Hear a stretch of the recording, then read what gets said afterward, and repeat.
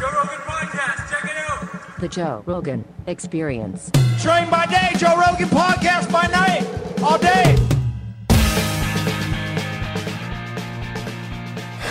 Hello, Duncan. Hello!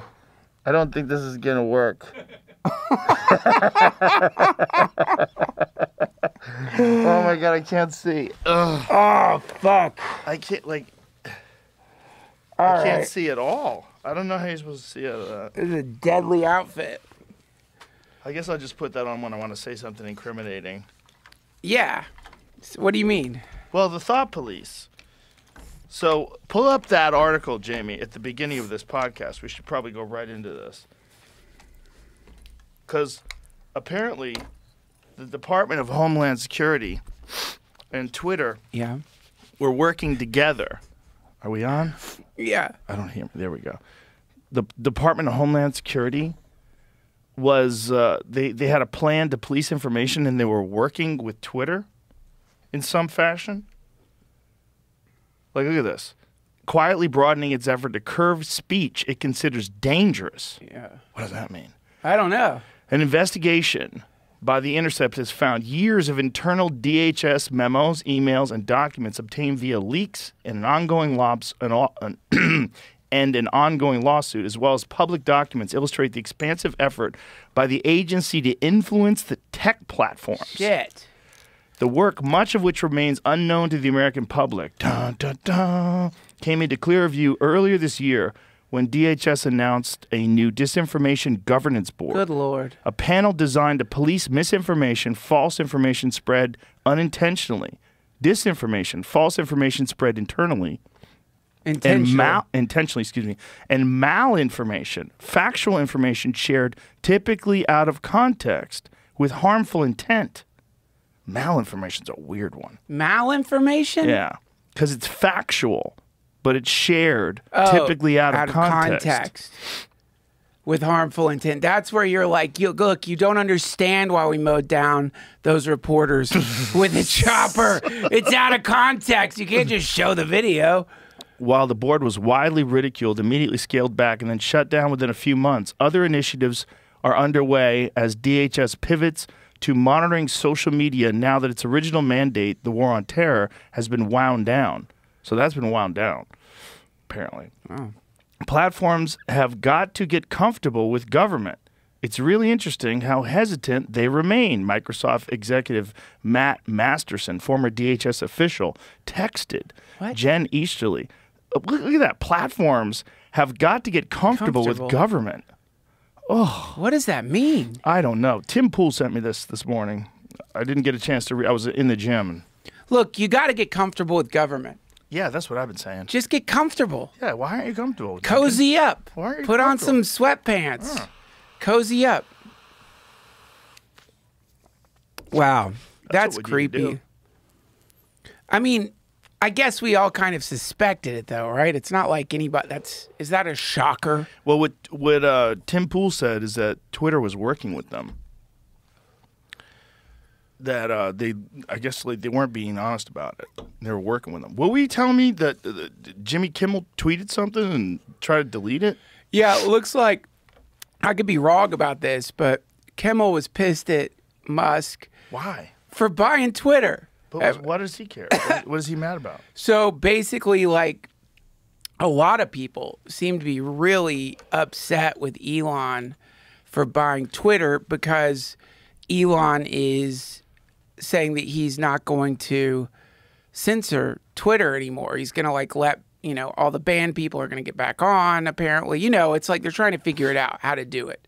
And so this has upset a lot of people who were happy with the idea that it was being, like, hyper moderated in a way I think that fits in with their politics. Yes. Right? That was the idea. That's so it's the like, idea. Their team was in control for a second, and now somebody, you know what it reminds me of?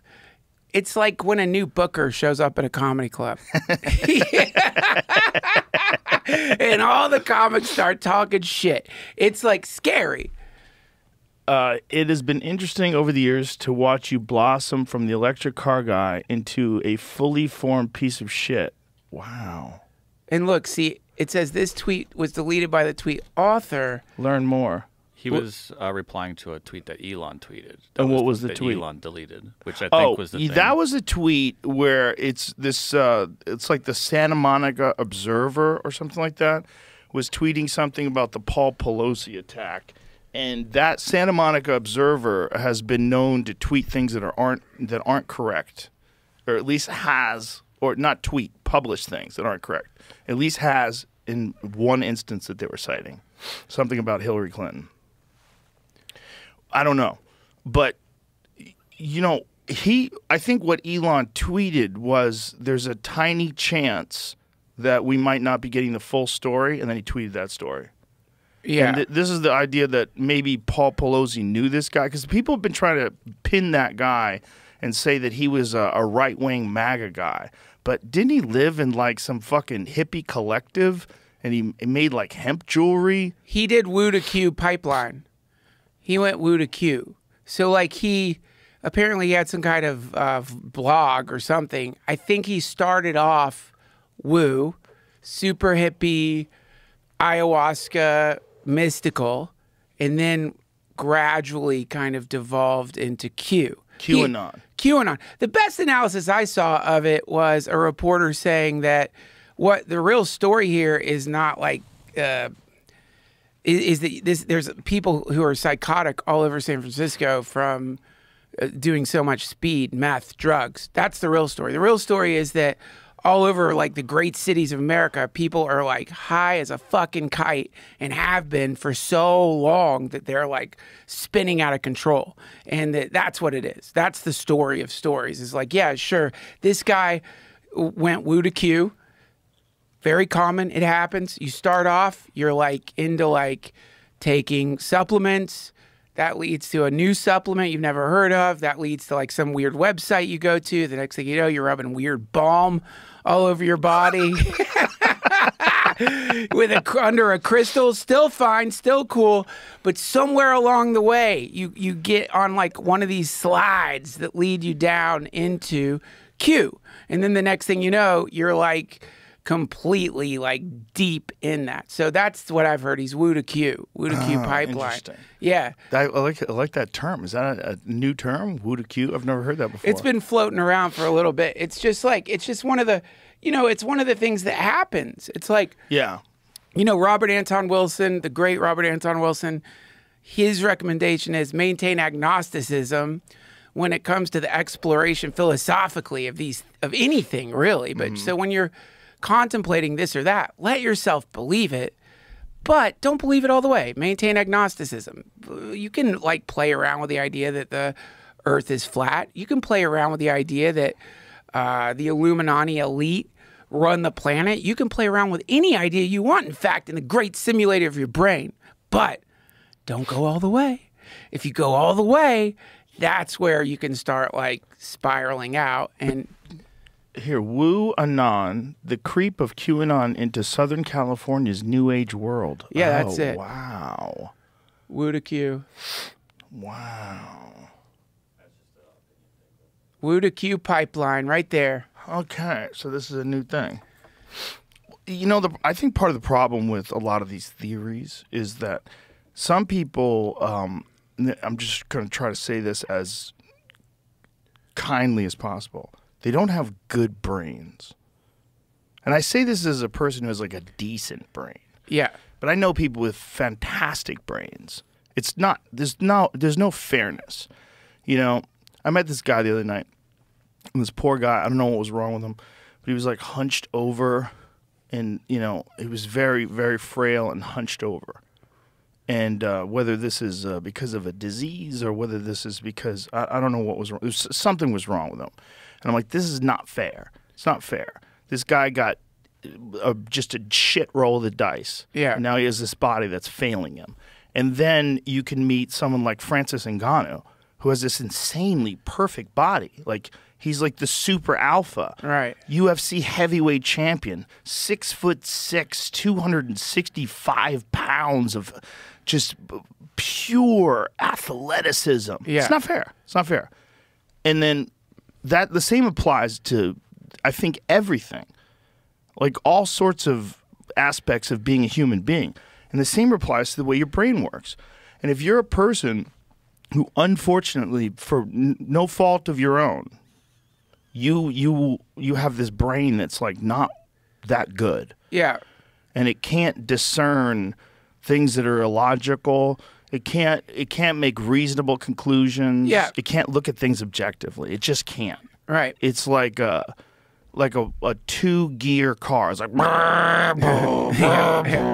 and then other people have a Tesla. And that thing can just sort of maneuver around ideas. Oh, I see what's going on here. Oh, this is a conflux of all these conspiracy theories that all come together. And this person has unfortunately adopted these wholesale. Right. And hasn't looked into them at all. Yeah. And now thinks there's lizard people that are shape changers, that are behind closed doors, that are running the world, and that are trying to collapse all the societies. You know, there's a real benefit to letting the fucking culture figure out what's right and what's wrong. But along the way, people are going to get tricked. They're going to get duped. And some people are going to fall into the hands of very manipulative people that are very charismatic. Yeah. And they have wacky fucking ideas about lizard people or whatever it is. Whatever. Look at fucking Heaven's Gate. Jonestown. Yep. Fuck. Think of that. Like, how out of it do you have to be to get to the point where someone is like, it's time to drink cyanide? Or, and you know, he'd been doing the test or something every day for a while, but how out of it? Like, if you want to, that's what's scary about being human. We're hackable. We're fucking hackable. Yes. And people are really good at hacking us. And you might think you have the most incredible mind of all time, but you're still susceptible. In the same way, you got a great immune system. Have you ever been hypnotized? Yeah, I got hypnotized. My mom hypnotized me and a wart came off my hand.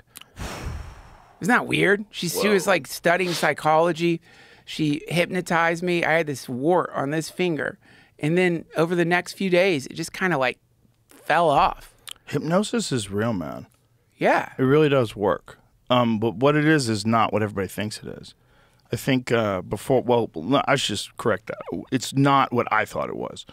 I thought like you don't know what's going on and you go into like some sort of a trance and the person can get you to do anything. Give me your ATM code. Yeah. But what it really is like it puts you in a state of mind where you're very aware that you're in the state of mind.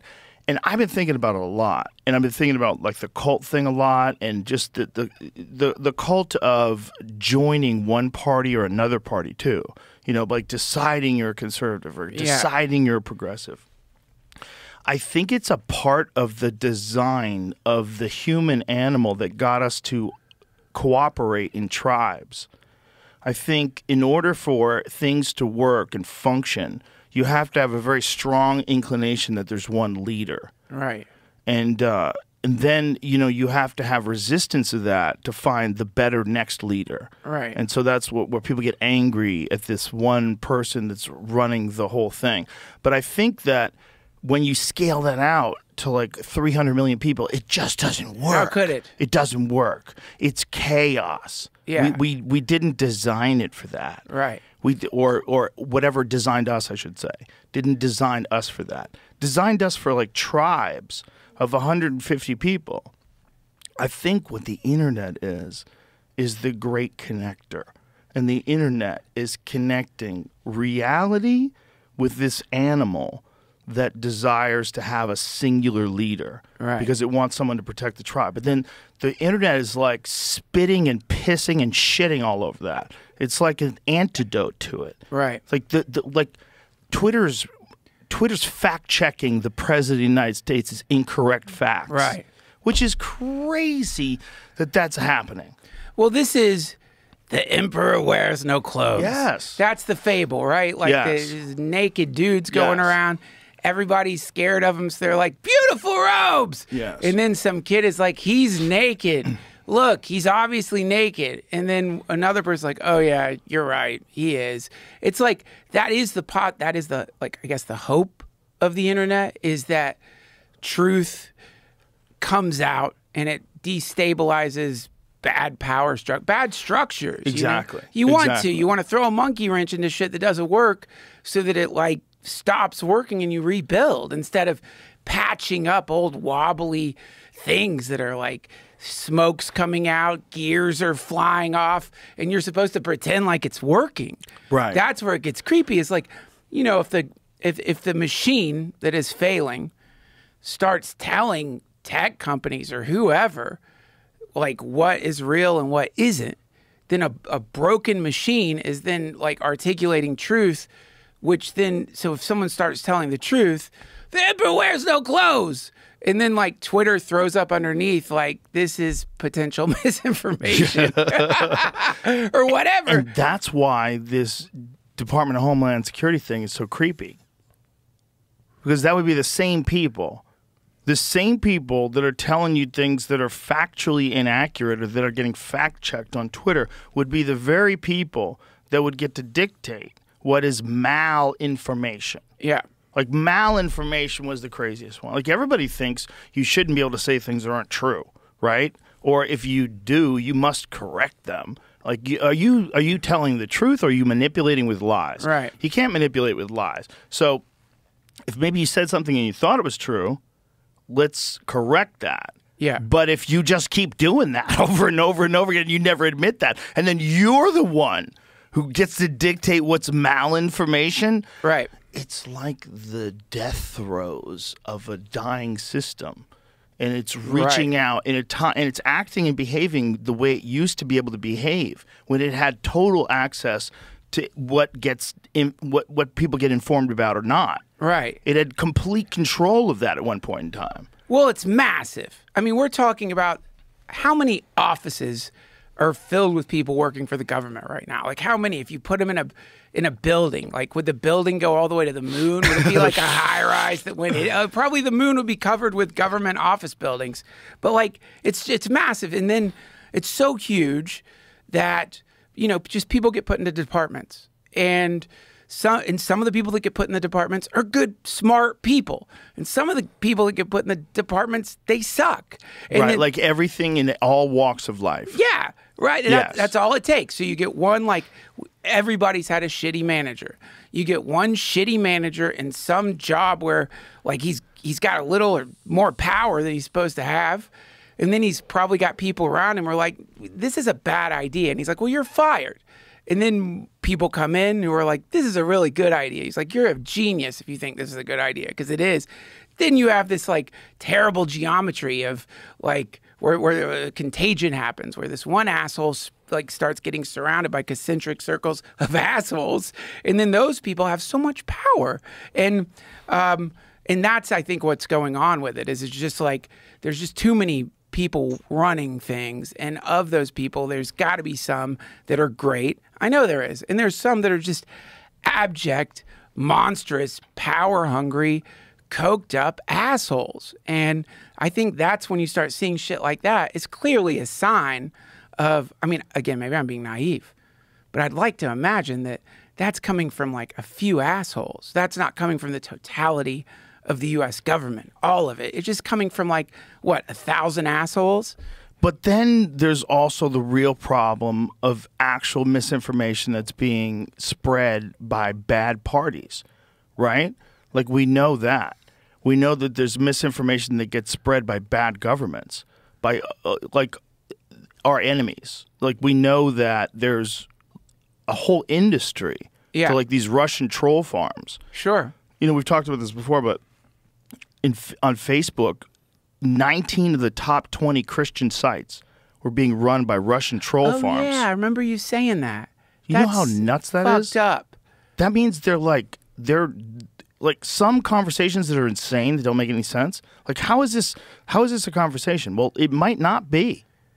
It might be we're getting manipulated. It might be there's a bunch of people. And then the problem with people we were talking about before, that we have this natural inclination to follow leaders. We do that online too, man. And if there's like some really good tweets that point in a certain direction, people will start agreeing with it. Right. People are easily, the idea that manipulation only applies to like verbal or written in a statement. No, it fucking applies to tweets too. You can manipulate people. Dude, with I stuff. get manipulated all the fucking time. Are you kidding me? I'm like always getting caught up in bullshit online. I like go through like phases of like, yeah, oh my God. I pendulum between teams, or I'll get caught up in some like deep, crazy conspiracy. It's a very potent, by the way, I'm not saying it's potent because I get manipulated easily, but it's a potent drug. Yes, the internet's a potent drug. There's all kinds of operators. It's not just Russian troll forums. It's Discordians. It's just basic like trolls who are bored. It's who knows what. Probably some cult we'll never know about.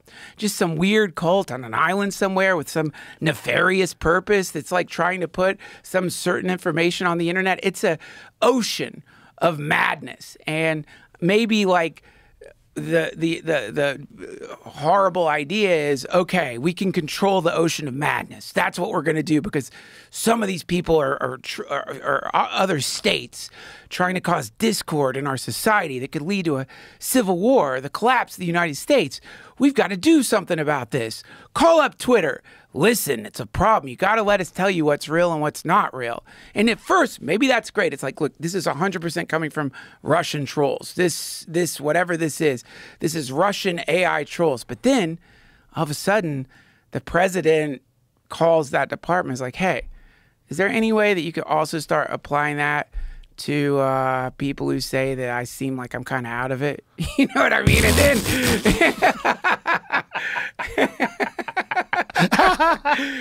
but it's not even him. He's not making that call. It's like, yeah, his butler. It's all. Imagine, just imagine. You know how, like, if you're a lawyer and you have like a sneaky suspicion that your client is probably guilty, but it's your job to get them off. Yeah. Yeah. Right. Yeah, it's your job. If you're a lawyer, if you're a lawyer. Your job is not to make a judgment in your head. I think maybe this guy's lying, and maybe he did it. No. Your judgment is to try to get your client off. That's right? it. And that's why a lot of defense attorneys, man, that's a slippery fucking weird world to be in, right? But don't you think it's the same way in the government? If you're a person, if you're that poor lady who's the White House press secretary, worst job on earth. It's the fucking worst job. Worst job. It's the worst job. You get all the hate of the president and none of the power. Yeah. And fucking everybody hates you. Yeah, you're like a punching bag. You just have to absorb that every day. And you're under like extreme stress. You're a person, like no one knows who you are. All of a sudden you have to speak publicly for the country. That is such an insane role. Yeah. And to be young, like this lady who's doing it now, like how old is she? 30 something? Young. She's so young. Young. To be in a position like that where you have like a notebook in front of you and you have to like answer these complex questions. Like, what the fuck is going on in Yemen? Right. Like, why are we giving so much money to Ukraine? But the president feels the president. You're fucking talking for the whole country. Yeah. That's such a crazy role. You have to like go into a meeting, and they tell you what you're probably. Oh, she's 48. She looks great. God damn, I always thought she was like 33. She's healthy as fuck. Healthy press secretary. But yeah, you got to go in a meeting. You have to like, they're going to tell you like, look, they're going to ask you about this for sure. Yesterday, we saw the vice president, and the vice president, this obviously didn't happen. The vice president grabbed a baby out of someone's arms and threw the baby on the ground. Now, the reason this happened is because we accidentally dosed her with some new MK Ultra shit, and she thought that she was like a Greek goddess and the baby was like a Hydra head. Don't worry about it. It was a bad experiment. But anyway, they're going to ask you, why did the vice president throw the fucking baby on the ground? You don't tell them we drugged her accidentally with an MK Ultra drug. You got to say low blood sugar, the vice president's having low blood sugar and her hand shook and she didn't really throw the baby, obviously. You've got to like go out there with that just load of shit and figure out a way to say it. Not just to like one reporter, but to like 20 they do, like one will ask. And the whole world. Yeah, the whole world. The whole world's watching. Yeah. You have to come up with some weird turn of phrase that doesn't make any sense. Like when she had to explain why Joe Biden was bringing up a woman who was dead. Top of mind. Top of mind. She was top of mind. Yeah. I mean, it was really like it was like for what she had to work with. It was some incredible gaslighting. Amazing. She's stuck to top of mind. Top of mind's a good one because it's nonsense. Because you're sitting there thinking, like, what does top of mind mean? It's a new thing You're you can getting say. distracted by it. So you're like, is top of mind Top of mind. Top of mind. And top she of just mind. kept saying, it was top of mind. You know, top of mind. T-O-M, top of mind. Okay, what? And the reporters are like, but they're all thinking, I don't even know that top of mind exists. That's brilliant because I don't think she just came up with top of mind. I think they're sitting back and they're like, just say top of mind over and over. I think that exactly is probably what happens. Like there's probably some sort of consultation on what's the best phrasing. Top of mind? Top of mind sounds good. Yeah, top of mind. That's good. That's real good. So that's her job. Just like a defense attorney, it's their job to try to get their client off. That's her job. What? Video What played happened? on accident. I didn't mean for that to happen. that was. I thought you had an interjection. No, it was just the This hurt. the actual Here we video go. where it happened. Was, as you all know, you guys were watching today's event, a very important event on food insecurity. The president was naming the congressional champions on this issue and was acknowledging her incredible work. He had. This was he had after he already, said, planned called to out her name when she was welcome dead. The Congresswoman's family to the White House on Friday. There will be a bill signing in her honor this coming Friday. So, of course, she was on his mind. She was of top of mind of for top of the mind. president. He very much looks forward to discussing her remarkable legacy of public service with them when he sees her family this coming Friday. He said, Jackie, are you here? Where's Jackie? She must not be here. No, I totally understand. I just explained she was on top of mind. Look at her you eyes know, fluttering. This isn't what we were able to witness today, and what the president was able to lift up in this at this conference, at this event, was how her focus on wanting to deal with, combat food insecurity in America. Pause, And this please. is- Imagine if this is someone working for you. Imagine if you're in an office somewhere. Yeah. Duncan, you're the CEO of a corporation. Yeah. And something like this happens, and this person explains what happened to you. You'd go, I can't have you work for me anymore because you're a liar. Oh, I thought you Like meant. you're lying. I thought you meant. No, like, if you're like a CEO of a company, and this late like you Oh, like yeah. have a meeting of like there's some sort of a disaster took place. Like what happened? And then you're confronted with information like Right. this. Nobody said over and over again, "Where's Jackie? Is Jackie here? Yeah. Jackie must not be here." Like, are you trying to say that he didn't forget that she was dead? Because Right. now I can't trust you about anything. Right. You've sacrificed for the obvious any trust that I could have in you about anything in the future. Yeah. Because it's so obvious. Right. Well, I mean, that's their job. I mean, that's their job is to like professionally. But it doesn't lie. work. Here's the thing, it doesn't work. It kind of works. Does it kind of work? It kind of fucking works, man. It works Because because you have to drop it. the news cycle won't. You can't keep going back to top of mind. The news cycle's got to move on. They Right. know that. You just like, slow it down enough, and then some other shit happens, and then everybody gets memory hold. People forget about it, and then it moves on. Imagine if Biden was doing your brain surgery and everyone was trying to tell you he's great. He's fine. There's nothing wrong. Oh my God. Can you fucking Can you imagine? Imagine you have like a rare sort of brain disease. They Yeah. have to open you up, and it's only like a 7 out of 10 chance you'll even survive the operation. Imagine if he was your Uber driver.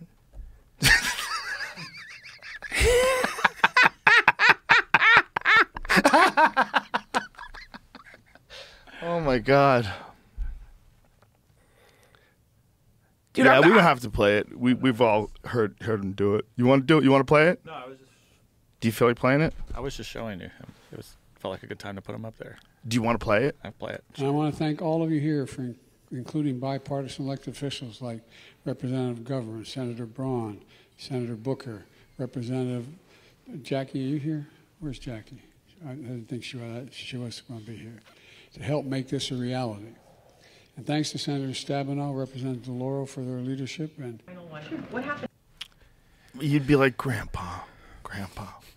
Well, he's a grandpa. He's a grandpa. We put a very, very old man in the most stressful job on earth. On Earth. On Earth. On And, Earth. Like, worse than working in an Amazon warehouse. yeah, man. Like a job that if I had that fucking job, I'd probably be like talking like that too. But just because I've been blasted on ketamine all the fucking time.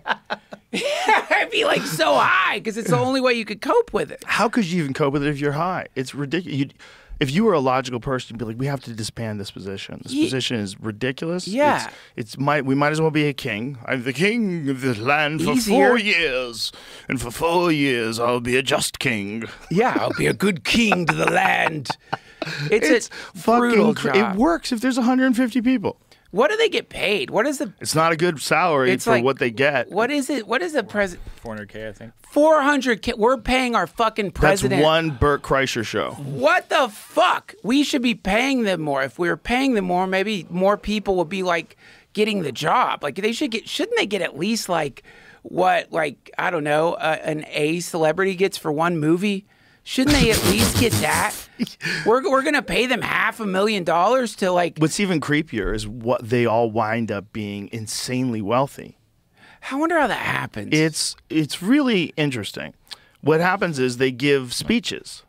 So they give speeches to these people that help them get into position of What do you mean? being a president. So like say if there's a large corporation, they donate a lot of money towards campaigns, and they also wink, wink. We'd love to hear you talk someday. Wait, you're not saying the corporations that give hundreds of millions of dollars for the president to come give the speech are actually secretly bribing them, are you? Well, that Joe? doesn't even make sense. Yeah. No one would think that. Why would you do that? I would just think it's a really fortuitous pipeline to insane wealth to become a president and then give speeches.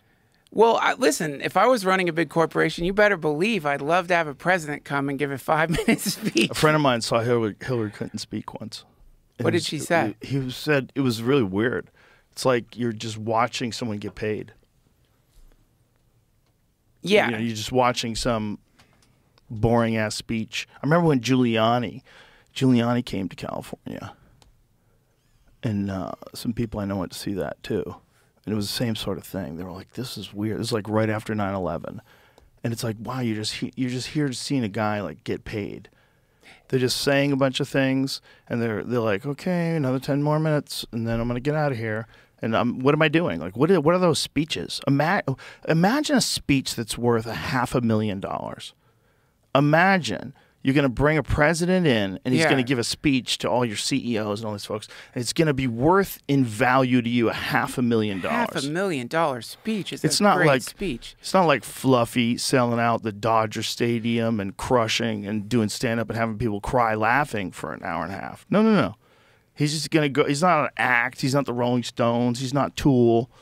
He's just going to go up there, and they're going to talk about things that everybody already agrees on. Like the environment is a real issue. Yeah. And we're gonna solve it. Yeah. Bipartisan means. And there's these speeches that they give. Like, what do they say? What kind of information do you have that you like? I have the secrets of the scrolls. I'll read them all to That's you. what That's I what's would worth need. $500,000. It's like or $500 million. If you press your taint 7 times and then pull your earlobes down, your hair will grow back, and it actually works. That's right. That's worth $500,000. That's a $500,000 speech. But yeah, but they're worth $500 million at one point. Oh, you mean the presidents? Yeah, they get to like crazy wealth. Like wild amounts of money come at them. Right. Yeah. I mean, it's like what's funny about this sort of thing is it's inarguably true. Like it's just you can't describe it in any other way. It's like we can't just hand bags of money to people when we want them to like do things for us and the government. But we can like hide it do a speech. You can't. The funny thing is, it has to be a speech because, like, that is a thing where it's like, well, how do you quantify the worth of a presidential speech? You can't have them come and say, like, paint the wall or like clean a bathroom, and you give them $400,000. It has to be a speech, and so it's like you all of this stuff. It's all out there. It's 100% true. We're not being cynical or conspiratorial. It's fucking weird to pay anybody that much for a speech, much less somebody who's still in power and is going to be responsible for potentially passing legislation or helping legislation pass that's going to massively impact whatever your particular industry is. It's obvious what's going on. But this is the kind of stuff, speaking of hypnosis, that's like just on the periphery, right? Like if you want to hang out in default reality, you're not really supposed to spend too much time thinking about that. You're not supposed to spend too much time thinking about the fact that private corporations and public government sectors of government are weirdly the same thing. They're connected by an invisible... It's not even invisible. Barely invisible. Like it's just kind of shadowy. You're not supposed to, like, the idea is the private sector is supposed to be separate from the public sector. The private sector, if it influences the public sector, it does it via voting. That was the idea, democracy, voting, not through like donating money to the campaigns that make them get elected because they have the most money. That, you know, because like there's probably the most charismatic, incredible, brilliant dude out there. He's got it all figured out, for real. Like someone who makes JFK look like a complete fucking idiot. Like someone like that good. And I don't know, he's living somewhere and maybe he's like, man, I think I could really help. But he's like, how am I going to raise $500 million to run a presidential campaign? I can't do that. So he doesn't run. He can't. And if he did try to run, he couldn't get the money to get to the point where the other ones have gotten to because they're being supported by the corporations. So really what we've done is like we've managed to filter out all the other people who could be awesome because they can't get the money. It's so sad if you think about it. It really is. Remember this last election? You're looking at the two choices. Like imagine the Olympics, you know, or any other competition. Imagine if like you're watching the two finalists in some Olympic, I don't know, gymnastic challenge, I don't know, like tumbling or ice skating. And like they both are really bad at fucking ice skating. You know what I mean? And you got to pick one. It's a binary now. But they're both in different ways. They're like really bad at it. But you got to pick one. That's what really sucks. That to me is like the real embarrassment in our country right now. Is it's like you're giving us a shitty binary every fucking time. And if I say I don't want to participate in the binary, people are like, no, don't you get it? The state, our country's future is in your hands. You're like, yeah, but I don't like either of them. They both seem awful. One I don't like, the other I don't like. I would not leave my kids alone with either of them. I don't want to fucking support it at all. But we have to, because it's a binary. And do you not love your country? Do you not believe in democracy? But really, you're looking at like, surely there were better people than this. Like, surely this isn't like the greatest representation of leadership. In the, like, I'm sorry, I'm ranting a little too much. No, it's perfect. Here's the thing. Imagine this. We could reverse all the conditioning everyone fucking has been injected with on one side or the other for the last 10 years, right? Then we like just present like, all right, here's this dude and this dude. One is Trump, one is Biden. Would you like either of these people to be president?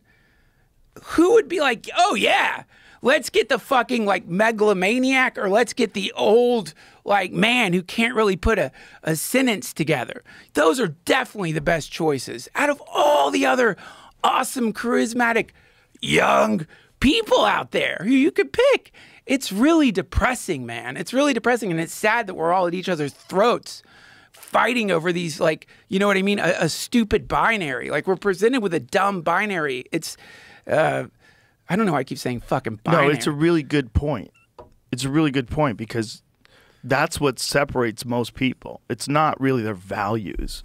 It's that you think the other person is on the other party, and the other party is inherently bad. Everybody's doing it. It's mostly incorrect. Most people agree on most things. Most people are good people. Most people, we can't concentrate on the ones that aren't the most. Right. And we can't align ourselves with the ones who aren't the most. The people that are the most asshole-ish on the left that freak you out are just like the people that are most asshole-ish on the right that freak you out. Yeah. They're the fucking the rare extremes, because that's just the spectrum of fucking human beings with any ideology.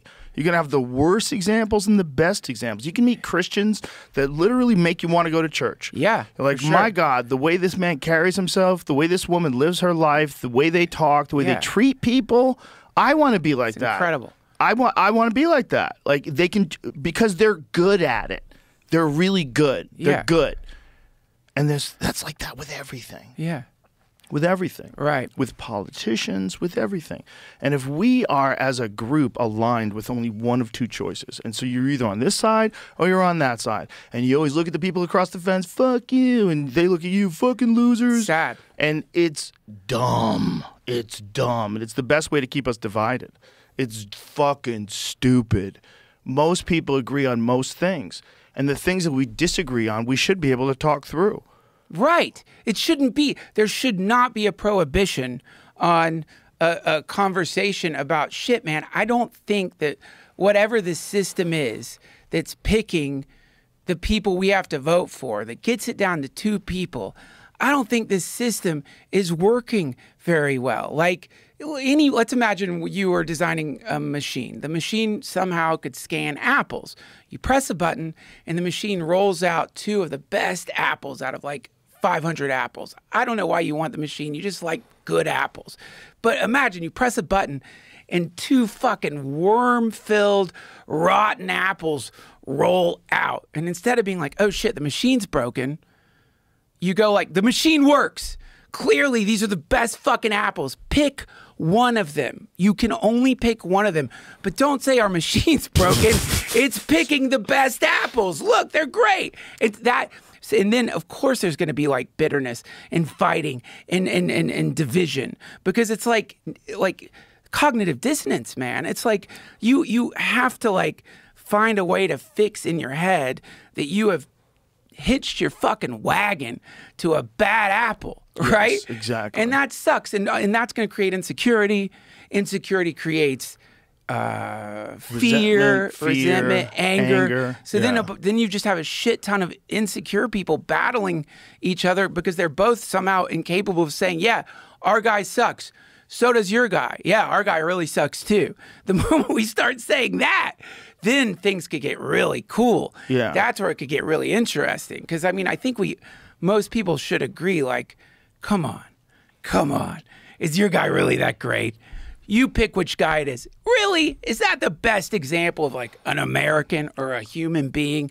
Is that the best example? I mean, would you want that guy to be alone with your kids? And I'm saying you could use this for anybody. You could use that test. If you don't have kids, would you want that, I don't know, would you want that guy to be alone with, I don't know, I can't fill in the blank if you don't have kids. I'm sorry for doing like breeder talk. It's good. It's a good one. Like the people that you protect over. And I don't mean alone with your kids like they're going to abuse your kids. I mean alone with I know what you're saying. Like, are they going to be able to tend to your kid? Are they going to remember to feed your kids? Are they going to like keep your kids from doing all the crazy shit kids do? Will they even be able to pick your kid up and put your kid in the crib? Like, are they capable of being alone with your children? If the answer is no, you got to find someone else for the fucking job, because they're in charge of all of us. They're in charge of all of us. You got to find someone who can who's going to like be able to do shit that like keeps all of our fucking kids okay. You know, and if they can't be alone with kids, then probably they shouldn't be president, if you ask me. They shouldn't be president if they can't drive a car. I don't think they should be president. This isn't an ageist thing to say. I mean, it's whatever age you are. You should be able to drive a car. You should know how to like get in a car and drive it down the road and use your turn signals and what the speed limit is. It teaches you what everyone goes through every fucking day. when they have to drive to work, when they're driving. So know how to drive a car. You should be able to be alone with kids. I think we should put this in the fucking Constitution. Like this, we should have built into how we're doing these things like prerequisites for the job, just like any other job, you know? It doesn't have to be like intense prerequisites, but it's just really depressing, you know, when there's a prohibition on just pointing out the obvious shit. But here's the problem. What are the alternatives? We'd have to blow up the system. And if you wanted to blow up the system, the people that are in power would have to lose power. They're not gonna do that. The FBI is like, you know what? We're not the best at investigating shit. You guys take over. The CIA is like, you know, intelligence, have we done the best? I don't know. Maybe there's a better option. Why don't you guys take it? You know, that's fucking never gonna happen. Ever, ever, ever, ever. No. The idea is just to continue to improve upon the systems that we already have. They're not perfect, but they're better than nothing. And if we blow it all up, who the fuck is going to take? If we blow it all up, it's William Wallace up in this bitch. Okay? If you decide that this government no longer has power over the people, and then a bunch of people start assuming power and saying that they have power, you got a real fucking problem. I don't think you got to blow it up. Don't blow it up. I don't think it's even necessary. But that's what I'm saying. It's like that's the only way it's going to change. I think there's other ways it could change, but what it would require is, you know, okay, this is. But when I say change, I mean like a complete restructuring. I don't mean like let's make it so that politics don't get bought out by money. I mean a way where people have to be informed about the things that they have opinions on that are super critical. Right. So like there's a real responsibility for everyone that's involved in all these decision-making aspects of voting to know what the fuck the consequences are for real. The problem is when it comes to certain things like climate change, right? You say climate change. You don't agree with the consensus of climate change? Right. If you don't jump on board immediately, people want to bark at you, and very, very few of them done any research. Right. And I'm not saying that climate change is not real. I'm just saying when something's like that, where it's like, this is what it is and the science is so, almost immediately I'm like, hold on. Yeah, right. Hold on. Where are you getting this information from? And why do you think it's going to be this insane disaster? Are you sure? Yes. Are you absolutely sure? Or is it possible that this has happened throughout history? That people have always talked about whether it's the ice age is coming or whether it's there's always been some big fear-mongering thing about some climate disaster. It's always happened. You know what's funny to me about that stuff is people take themselves out of the climate. So it's like people talk about climate change as though the climate were something external to the human. Whereas like there's an interior climate, like a subconscious climate, a semi-conscious climate that like is the sum total of the interior lives of everyone on the planet. And that gets left out because we can't quantify. That is a climate. It's a climate of fear. It's a climate of compassion. Whatever it could be. But and there's storms. Yep. There's storms, hurricanes that rip through that. And Civil war, or just riots or war. And so whenever you're seeing a war happen, you are looking at like a sort of subjective, internal, yet collective societal hurricane happening and destroying stuff, but it's doing it via like the human system, the human biome. And so to me, I think that there isn't a quick fix to this, but Carl Jung, you know who Carl Jung is? He's like Freud's. Okay. Carl Jung, I'm sure a million people have already said this on your podcast. His idea was that leaders are a projection of the collective unconscious. So whatever the world leader is that you're looking at, you're actually looking at a physical representation of the internal subjective lives of the collective, right? So when you see like a Biden, you're seeing the shadow of society. When you're seeing a Trump, it's our shadow. That's what you're looking at. Like this is where the connectivity, interdependence comes up. It's like we're all connected. Whoever the person is that ends up being the mouthpiece for all of us, we all have a tiny little thread of quantum energy injected into that thing, and we're kind of looking at ourselves. Part of ourselves we might not want to admit is there. So the idea would be if you can find in your own little internal climate a way to cool it down. Cool it down. Stop heating up so much. Get peace.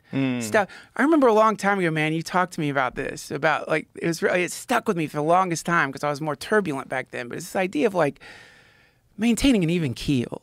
You know what I mean? Find a way to be stable consistently every day in your own life, and stability will appear naturally around you, right? But if you are prone to reactivity, anger, freakouts, whatever it is, mania, whatever the thing is, then the people around you, they're always kind of worried, like, what version of this dude am I getting today? Am I going to get the happy version, or am I going to get the freaked out version? Am I going to get the angry version? I'm going to get the cool version. And if it's really extreme, the way your behavior is warping and shifting, you could only expect chaos around you, because people get nervous around instability, right? So if all of us were reactive, like if suddenly a wave of reactivity swept through the whole planet and people started thinking it was normal to like pendulum between moods and to react to the moods and like, this is me, or what the fuck, or extremes, then you would expect the representation of all of us to be kind of fucked up. And so the idea is, if we could all kind of calm down a little bit, find some peace, find a way to like be actually calm, not repressed. Like, you know, when you're freaking out on mushrooms and you try to pretend you're not, or when you go to a party where they give weed. I don't know if you've ever been to an edible weed party. Yes. And everyone's trying to pretend they're not freaking the fuck out. The worst parties. Dude, I was a judge at a cannabis cup. There you go. I was like 7, 8 different flavors in, because you have like they give you like a pill box. Brutal. You know, like a Monday through Sunday pill box. And each one of them has a different strain, and you're supposed to test each strain. By the time you get to Wednesday, you have no idea what the fuck you're talking about. Yeah, man. I remember talking to this dude who was telling me about the cannabis community. It was really interesting, because I was beyond barbecued, to the point where like words were coming out, and I would hear the sounds that the words would make, and I would see the words coming out of the person's mouth. But what I got was feelings. I got like bars of feelings, like registered feelings above each word. So as this guy was talking, I could tell what he was trying to do. And he was trying to say that he loves and appreciates the cannabis community, and he feels very close to them as a community, and that they all have each other's backs. And I know if anything goes wrong with me, the cannabis community has my back. And it was this thing that he was doing when he was communicating with me, because I was so barbecued. I got to realize, like, that's what we're doing all the time. Yeah. We're doing all the time. We're not always just trying to get our words out. We're trying to like project a tone and figure out a way to get people to like us more. Yes. Or be more impressed by us, and that's like a giant percentage of what people do when they talk all day. Yeah. Well, it's insecurity. I mean, it's like, the idea is I just read this shit, man. It blew my fucking mind. Here's the idea. Everything is your mind, right? So, not like spiritual woo-woo-y. Literally, everything you see is your mind, because your sense organs are taking in phenomena, and that's all getting translated via your brain into something we call reality. So literally, when you're seeing the color yellow, you're seeing your own mind. That's the way your mind translates whatever the particular wavelength of yellow is into the thing that you call yellow. It's literally your mind. Everything you're seeing is your mind. That's just the way it is. But what happens is we start thinking it's not our mind. There's a me and a you. There's an outside me and an inside me, even though this is 100% not the case. There is probably something outside of you, but that's not what you're seeing. You're seeing an incredible symphony of neurotransmitters that are all harmonizing in a way that produces your reality. So when you see an enemy or a friend, when you see someone you love and someone you hate, all your mind. The feeling of love, your mind. The feeling of hate, your mind. So when you get really fucking confused, not realizing this is all my mind. You start picking shit out. This person, this thing, that thing. And you would start attaching to it. You start attaching to it to try to feel better, right? So you're like, if I can make this person like me, I'm going to feel better. Now I'm going to feel good again, or something's going to make me feel better. And this is what you're talking about. This is where you begin the never-ending cycle in Buddhism called samsara, where it's just a never-ending attempt to rearrange your mind into some way that is going to give you a sense of like, okay, everything's fine now. Never ending. Never ending. Yeah. Not only never ending in this life, but literally zillions of incarnations. You've been doing the same fucking thing over and over again in different ways. And so the moment you realize this is my mind, this is all my mind, then all of a sudden that's when shit gets really interesting, because now you might begin to change the way you start trying to get shit out of your mind, out of like, getting the thing you desire, pushing away. You stop defending as much too. You're defending against your own fucking mind. I mean, you know what I mean? Like, so many people are super defensive all the time. Right. They're trying to keep themselves from being hurt, which is really smart. But what they're defending themselves from is words, perceived opinions, real like high-level social animal shit. They're not defending themselves against bear attacks, lions, arrows. They're defending themselves against like psychic impacts. You know what I mean? So it's not even a danger. Like, when someone says some shitty thing to you and you get triggered and then you react to that shitty thing, like, experiment with not reacting. See what happens if you don't get revenge when the person does the thing to you they always do that you get revenge for. You just don't get revenge. You just don't do the thing that you thought you had to do, or they're going to do it again. Watch what happens. Nothing. You're fine. Nothing happens. You don't need the aggression, the defense. So yeah, man, that's really interesting to me. It's just your mind, and you're at war with your own fucking mind. All day long for the rest of your life. All day long for the rest of your life, every day, a raging war against yourself. I mean, again, I'm not saying that you don't need from time to time to set boundaries and tell someone, don't fucking do that. But at least for me personally, a lot of the time, the stuff that like I was like getting all bristly about, it really was just my own, it was my own bullshit. There wasn't really anything to get bristly about or to defend against there. And when you start doing that kind of like internal peace work, man, all of a sudden shit around you starts changing because it's your mind. The idea is, if this is all your mind, then if your mind calmed down, maybe all this stuff around you would calm down too. Yeah. That's the idea. It might actually be the same thing. So if you start getting calm, if you start getting a little space between you and your thoughts, just maybe your enemies won't seem quite like enemies anymore. The people that you have been waking up in the middle of the night thinking about pouring acid in their mouth, maybe you'll realize it's like the example that I read. And then I'll shut the fuck up. I'm sorry, everybody. The example that I read was, it's like someone shoots an arrow at you and they miss. It lands at your feet. This is when someone says something shitty to you or you get upset about something someone's doing.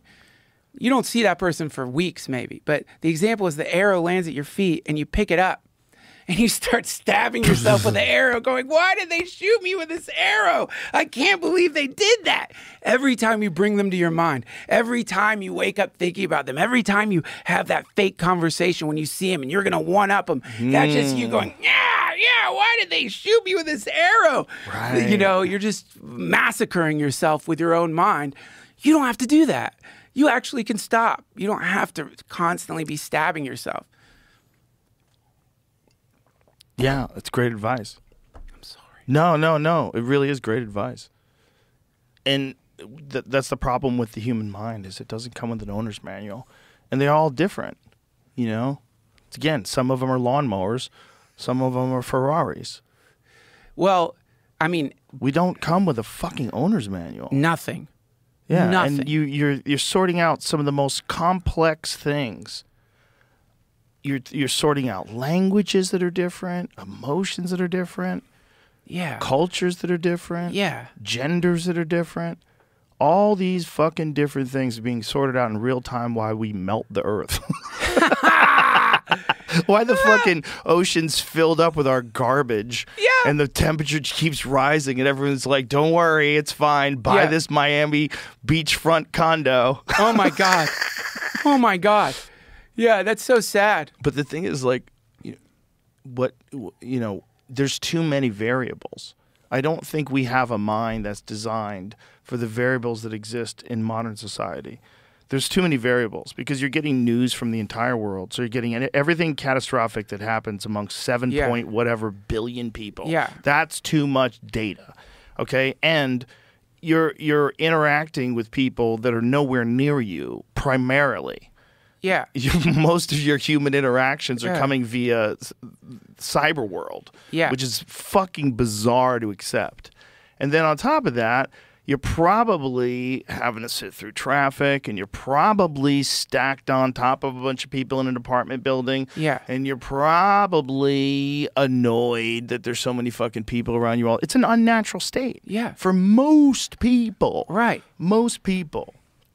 And it's all rapidly changing while we remain the same. So it's all putting these new demands on us. Yeah. Why we remain the same biological entity that existed when the railroad was a big freak out. Yeah. The trains are going to kill people. They go too fast. That's what they thought, Yep. right? Didn't they think like 35 miles an hour or something like 35. that? After 35, You're you're dead dead. fucking meat. People are You're just just going to gonna- kill. It was the same thing we did with 5G.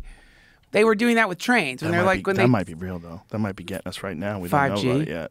zapping us. You know what someone said to me about 5G? What? They said that 5G is eventually going to evolve to the point where it could be implemented as like a radar system in someone's home. I said that. Is that you? Yeah, I read that. Tell me what you said. Oh, damn it, Joe. You know, man. Again, let me just... We're in clown suits. You know what? We're in fucking clown suits. I'm sorry, I forgot it was you that told me. I was trying to remember. Oh, no, I don't care. Here's the thing. Whatever I say after this, it's probably wrong. But I did... Because I go on really weird rabbit holes on the internet. And the problem is I don't remember where I get the data from. Okay? So Jamie will find the data. Okay. But what was the premise of it? Premise is that potentially 5G could be used as some kind of radar system that, like, it's so powerful that you could theoretically see people moving inside of buildings using 5G somehow. There might be a way to, like, look at the way the 5G is being, like, I don't know, moved. But doesn't that make sense, though? That, like, ultimately that's going to happen. And if we have phones, and everybody carries a phone with them, right? So you know where you're, unless you're one of those really rebellious ultra marathon runners who puts his fucking phone in his desk drawer when he gets into work and just leaves it there all day. Most people have their phone on them. So there's proximity tracking, right? Yeah. You know where you are at all points in time. Yeah. And if you have some sort of a thing that's just like, you know, the Misinformation and Malinformation Board is requiring that we install these on all chips. And all that is doing is utilizing 5G to get a sense of everything that's in the space. Right. It would be, I don't know if it's possible with today's technology, but that doesn't seem outrageous at all. That they would, it's just the fact that you can send a fucking video instantaneously to your friend in Italy, like that. Yeah, like man. that. Yeah. You send a video, they get it on their iMessage. Oh shit, that looks cool. Yeah. That is wild. The idea that it could track your movements and know the 3D space around it, that doesn't even seem outrageous. It's not that outrageous. I mean, yeah, I don't think people really like to deal with how surveilled we already are, and because the surveillance is broken up among a... Fast computers, 5G networks, and radar that passes through walls are bringing X-ray vision closer to reality. It's real. Yeah, it makes sense. There you go. So there it is. So that was ideas like because... Thank God it's real. Well, I mean... We would have cut it out. Yeah. We don't want to get in trouble with the new board. Malinformation, That would be dude. malinformation. That'd be misinformation. That's even worse than malinformation. Dude, imagine if, like, this shit got in your house. That's where it gets really creepy. Like, somehow the fact you're like, all right, well, it's it's just the Ministry of Truth on Twitter, whatever, dude. Twitter's dumb. I don't care anyway. It's just the Ministry of Truth on Facebook or Insta. I don't care. Well, that's what TikTok is. TikTok, whatever. I don't fucking care. You really don't care. It's like, but imagine if it was just on screens in your house, right? Like if hanging in your house, there was, I don't know, just a light. That if someone starts speaking misinformation, it starts glowing red or something. And you're like, oh shit, what that thing you just said, it's like the light's blinking, so it's bullshit. It would be fucking horrible. It would be scary. But somehow, because it's like we still externalize the social media as like an outside space, even though it's in our house, it's in our pocket, it's right next to us all the time. Yeah. It seems like, all right, you know, the whatever that is, it's just on the outside. It's not on the inside yet, but it's really, it's kind of is. You turn on the TV, I don't care what you're fucking watching, man. I mean, it's like, okay, it's fucked up that everybody knows that most of our politicians in some way, shape, or form are making money from various... How much do you think they make? Like, how much do you think Obama's worth? Let's take a guess. Incalculable. Let's Who take knows? a guess. $1 billion? $1 billion? How much do you think he's worth, Jamie? It's a cool price is right. 500 million sounds like a good number. I'll go lower. I'll go 3. Three's good. 3's reasonable. He's a reasonable man. Let's see. Well, those numbers are wrong. How much is someone's worth? I don't know how to find it correctly. Maybe no. I think that'd probably be pretty public. It's like an Elon Musk type deal. When I type in, everything's saying 70. 70 million? That's it? Well, again, we're talking about like the way this gets quantified. The quantification mechanism is like, Right, what's it worth? What's the value of it? yeah, Billions. yeah, you could Yeah. like it's like they have shit we will never even hear about. Elon bought Twitter for 44 billion. What do you think it's worth to be the president? You know, that should put it into perspective. Right. Twitter's worth 44 billion. What's it worth to be the president of the United States? It's got to be worth 20. Yeah, I'm also seeing Michelle's worth at least 70 also. Going Holla. up. It's a lot of money. Congratulations. Look, he was a great president. If out of all the presidents that would speak, I would like to just see him speak. He was really good at giving speeches. He's a huh? fantastic statesman. God, you know, those are the whether good or old not, days. you know, I don't who the fuck knows what it's like to be the president. But as far as like a representative of the United States, I think he was the best ever. The best ever. We've got that wonderful interview he did. I don't remember what show he was on, where they asked him about UFOs. And he like really did a kind of micro pause or something like in the UFO boards. It always pops up every once in a while. It's like this weird moment where he's like, I can't talk about that. But it's like on his face, you kind of see this like thing that if you're into UFOs, you're like, oh, fuck. He's like bummed that he can't talk about it, but he knows something. I'm sure they know something. I don't know how much the president gets to know.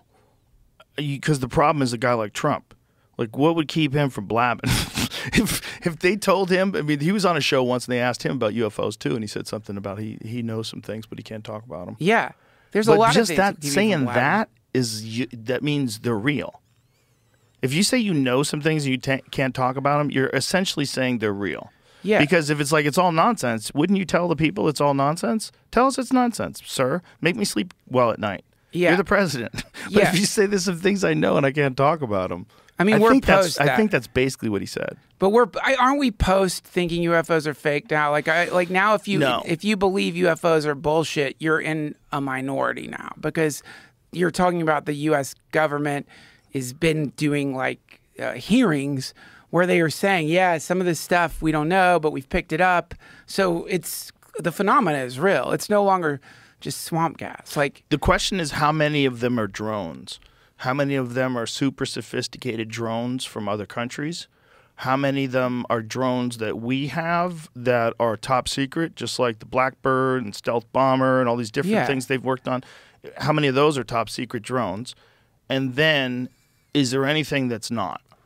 Like that Tic Tac one that Commander David Fravor found off the coast of San Diego in 2004. That's the craziest one because there's multiple jets watched this thing. They got it on radar. They got visual. They got a video of it taken off at an insane rate of speed. They don't know what the fuck that thing was.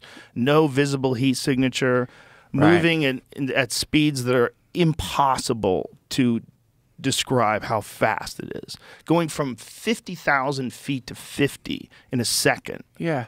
Because that's how they said it just appeared there. You know, because I think a radar blip, is it a second? How long is the No or is idea. it like continuous now?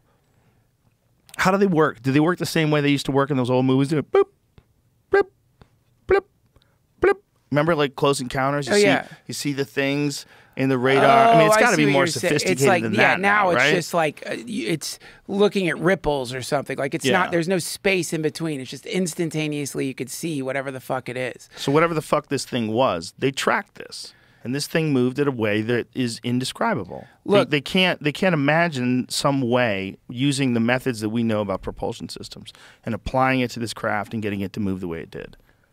We've said this. I've said this. I feel like we've said everything once on your podcast by now. But like coral reef, some blind creature starts developing an optic nerve, and all of a sudden, one day after billions of years or millions of years evolution, the eye opens. You see the coral reef instead of just having to like sense movement in the fucking coral reef. Yeah, that's going to be a crazy moment for the first thing to see that when all it's been feeling are these like weird shifts and movements. So probably whatever this technology is, and if you like go like Terrence McKenna and look at technology as some kind of, you know, appendage of the planet, some new like sensory apparatus that's appearing out of the collective, then probably we're just getting the ability to see what's really out there. And what's really out there is probably what people have been saying for thousands of years. People who spent lifetimes meditating in the forest and went through all this weird shit, and they started seeing it too. What's out there is innumerable forms of life and intelligence that aren't locked into the classic idea of what life looks like, carbon-based life. We're just starting to see the gods. That's what they used to call them, the gods, angels, whatever. There's devas or jinn. And that's what our technology is. It's starting to pick up that. It's enabling us to see something that's always been here. Always. Just living with us. Like we're going to have to deal with that. Doesn't that make sense? Yes. That we've been colonized a long time ago, and they just go in and out of the ocean, do as they please, move in ways that we can't track, we don't understand. And it wasn't until really, really recently that they even be able to use radar to detect them. Like, when was the invention of radar? Right. Was that 150 years? Like, no idea. When did they figure out radar? Imagine before radar. Fucking what? What'd you see? Yeah. You don't have a video? There's no video yet. No video. Video didn't even start happening until the 1800s, right? So at what point in time were they supposed to like have like an accurate It would be so easy to spy on us. You had to carve it into a pyramid if you saw it. You would have to take a chisel and carve. That's Mikey. He's full of shit. He's always talking about being visited by gods. You're carving a UFO into the pyramid again? Stop it. Stop writing on the pyramid. You know, when you discuss ancient civilizations and you look at the Great Pyramids of Egypt and all the structures of Egypt, they're so magnificent that you have to wonder, like, what was that society like? What was that culture like when those things were up and running? What was that like, man? Yeah. Because I'm absolutely not an archaeologist or a historian. But when I look at those structures and someone says that those things are 5,000 years old, and you think about how long ago that was, like, how fucking smart were those people? Very smart. How did they know all that? How did they do it? What was it like living amongst them? What the fuck, man? The Great Pyramid of Giza is like 2,300,000 stones. Yeah. They're monstrous. They're so... The way it's engineered is so beyond imagination that 5,000 years ago people could do, but obviously they did. So what were they like, man? And what happened? I think it's the Graham Hancock, Randall Carlson idea. Yeah, for sure. I think that human beings had reached a very high level of sophistication, and we got fucking flatlined again by comet impacts. Yeah. That's the Younger Dryas impact theory, and it makes a fuckload of sense when you see things like the pyramids. When you see things like all these old structures, especially ones they can't really date that well. Like, that's the dirty secret about that carbon dating stuff. You got to date carbon. You're not going to date rocks, right? So you have to find like organic material in between the rocks, stuff that's around the rocks. Right. But you don't really know when everybody cut it. You just make a really good assessment based on the carbon-based data, you know. But the thing is, like, you don't know when they cut that. When did they move that? Right. How many thousands of years did it take to set up this civilization? Where the fuck did it come from?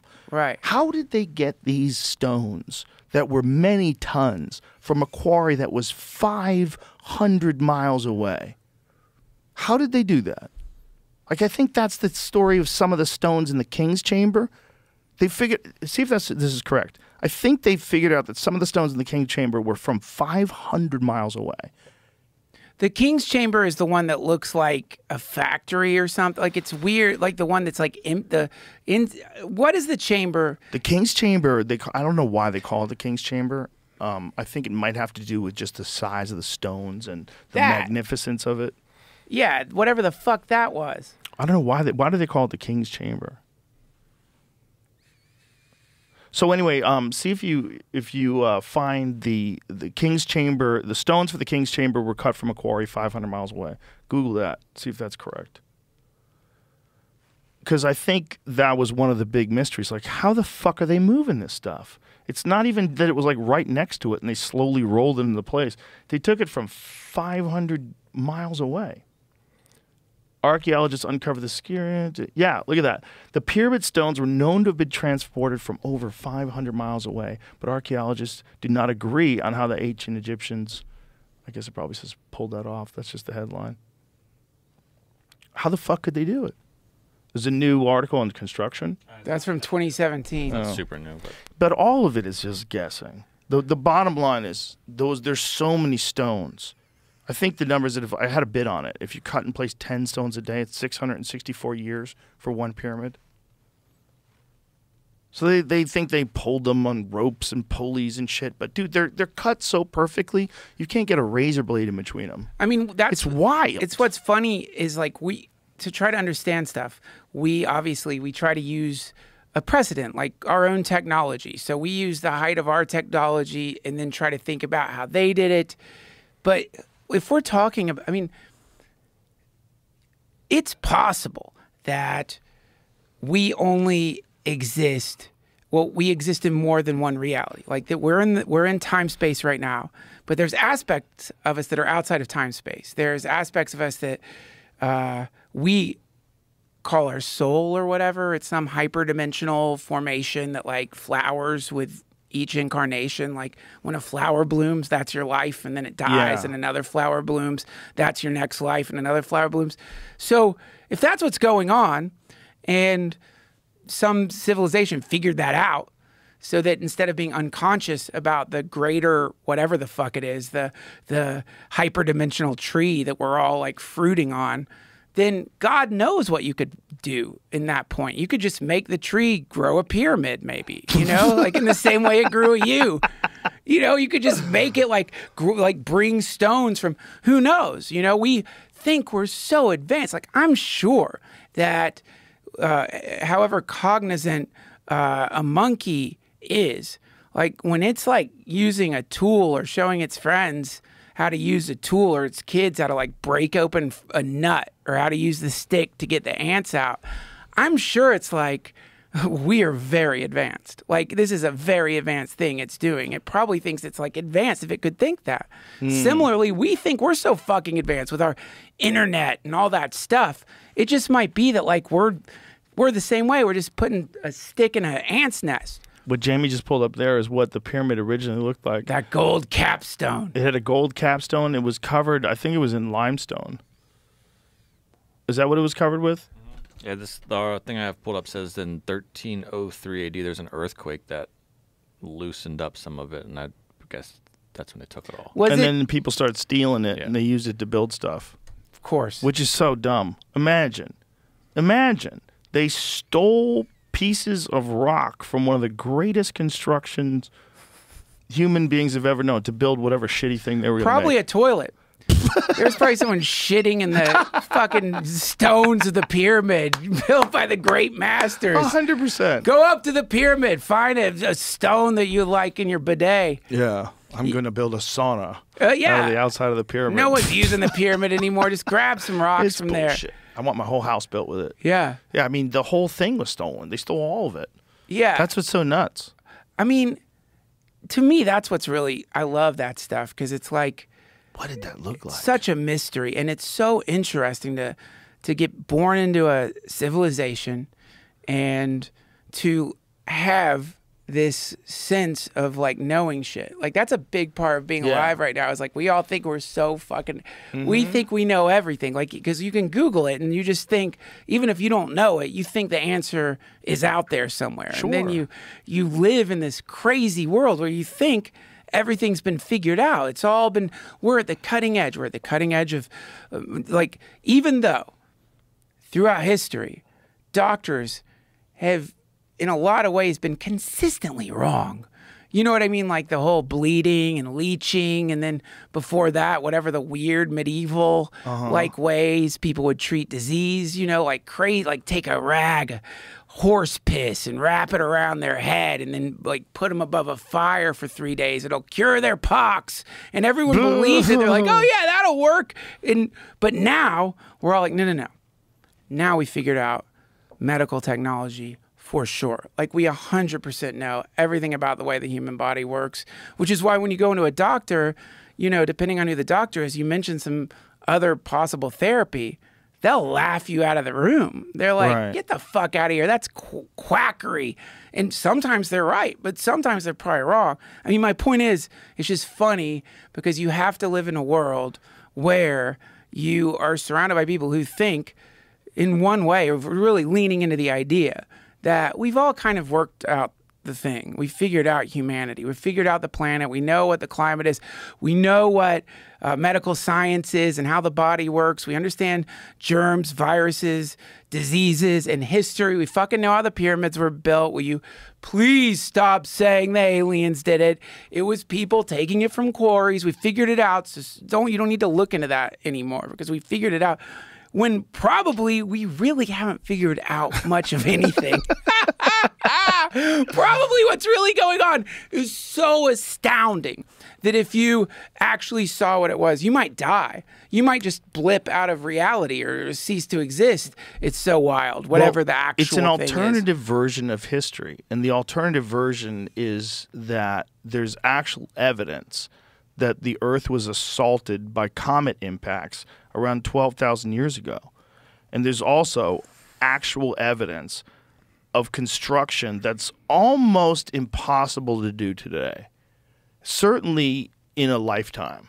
Like to make the Great Pyramid of Giza, if you had one lifetime, do you really think they could move that many stones cut in place along with all of the fucking extraction of the stones from the quarries and all the engineering involved and making sure that how much time was it going to take to make something with 2,600,000 stones from a quarry 500 miles away?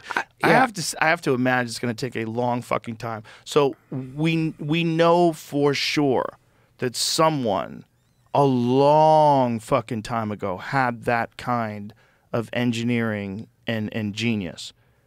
And then we also know that human beings, even in America, just a couple hundred years ago, were living like Stone Age folks at the exact same time. Yeah. The Comanche were using bows and arrows and riding horses.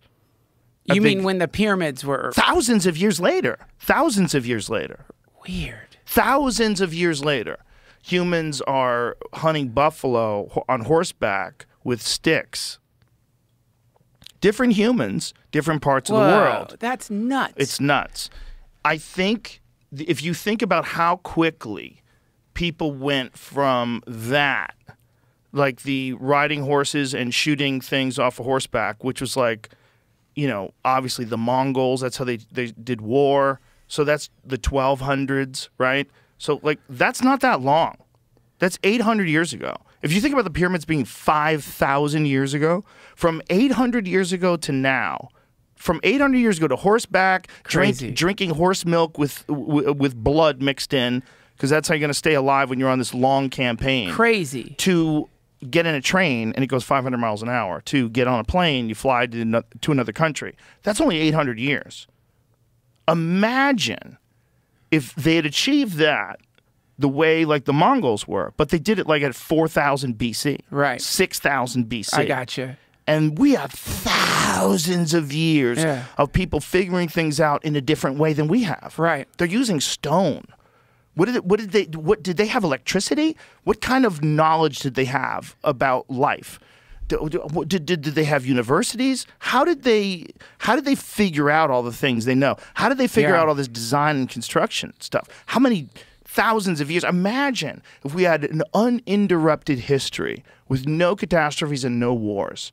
An accurate historical representation by the people that lived at the time from every fucking year, 9,000 years ago. Right. 17,000 years ago. When did it start? That would be so cool. You could look at tweets from God. 17,000 years ago. God, that would be funny as fuck. It would be amazing. You know what? It'd make people calm down a little bit, wouldn't it? Like if you could go back and look at tweets from 700 BC and like realize how insignificant you are in that vast scope of time.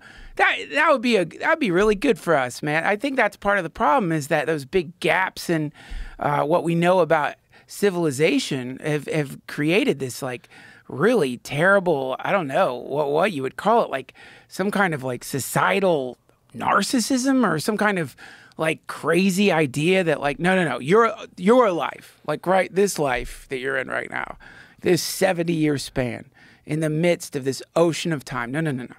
For sure, it's the most important life.